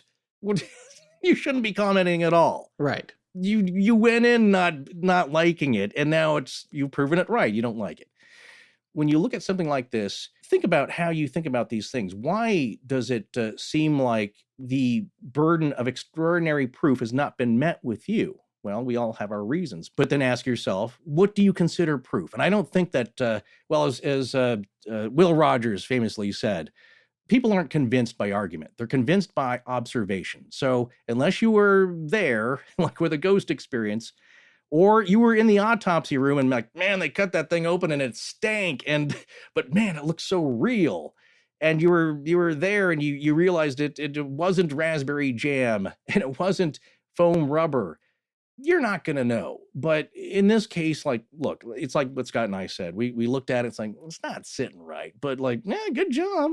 Yeah. It's yeah. not too shabby. So after hearing Spyros' story and seeing the photos of what he's presented as a compelling argument and some physical proof that he hoaxed it, I'm pretty convinced it's all a hoax, as opposed to what Ray Santilli has presented as an argument and physical proof, the few film frames, as there being a genuine original film. But here's my final statement. Has all this just been a waste of time to look into then? Well, if you don't care a whit about UFOs, aliens, or the paranormal, then sure, most likely for you, it's been a waste of time. But if you like to contemplate the paranormal, aliens, psychology, sociology, myths, legends, and hoaxes, popular culture, TV, and media, then it's been as worthwhile an examination as any. Well said, friend.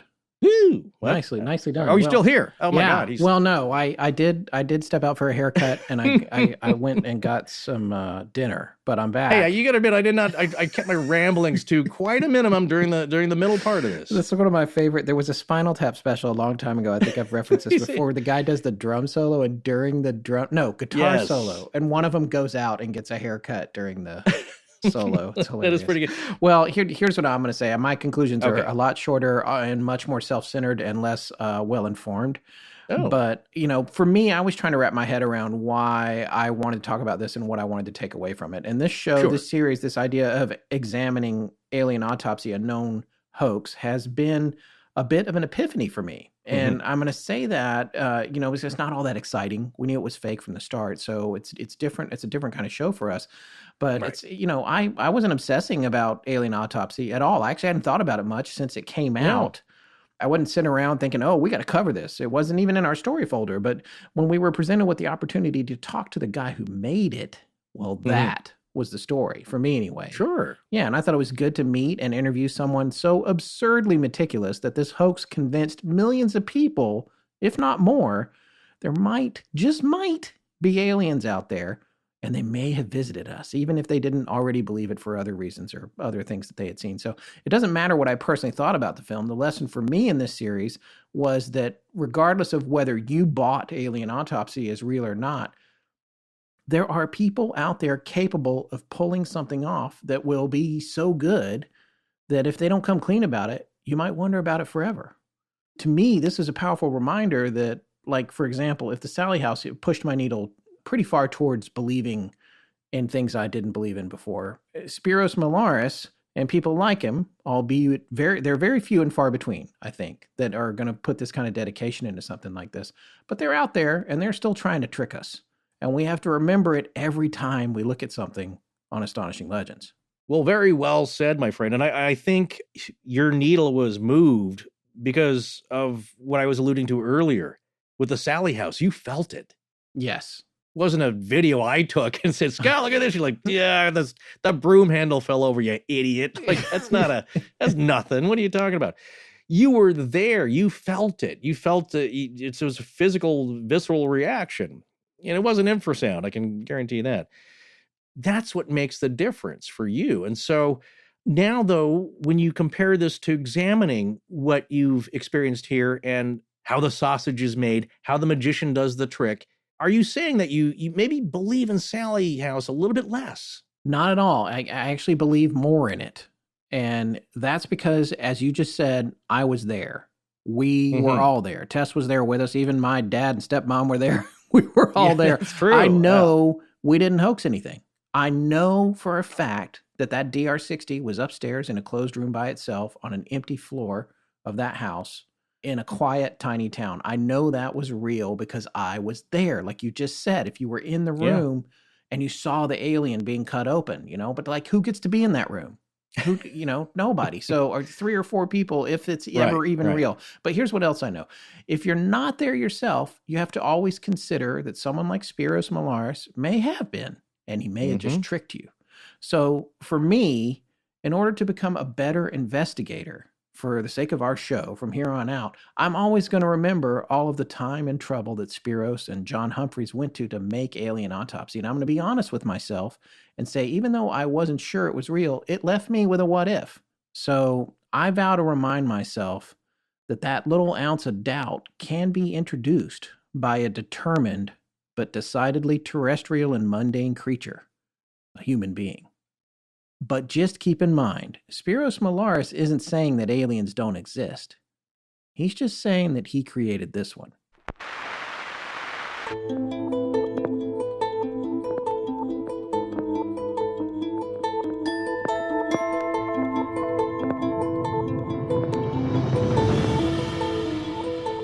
That's going to wrap up tonight's show, folks. A very special thanks to Spyros Melaris for his time. We'll be back next week with something completely different. Stay tuned.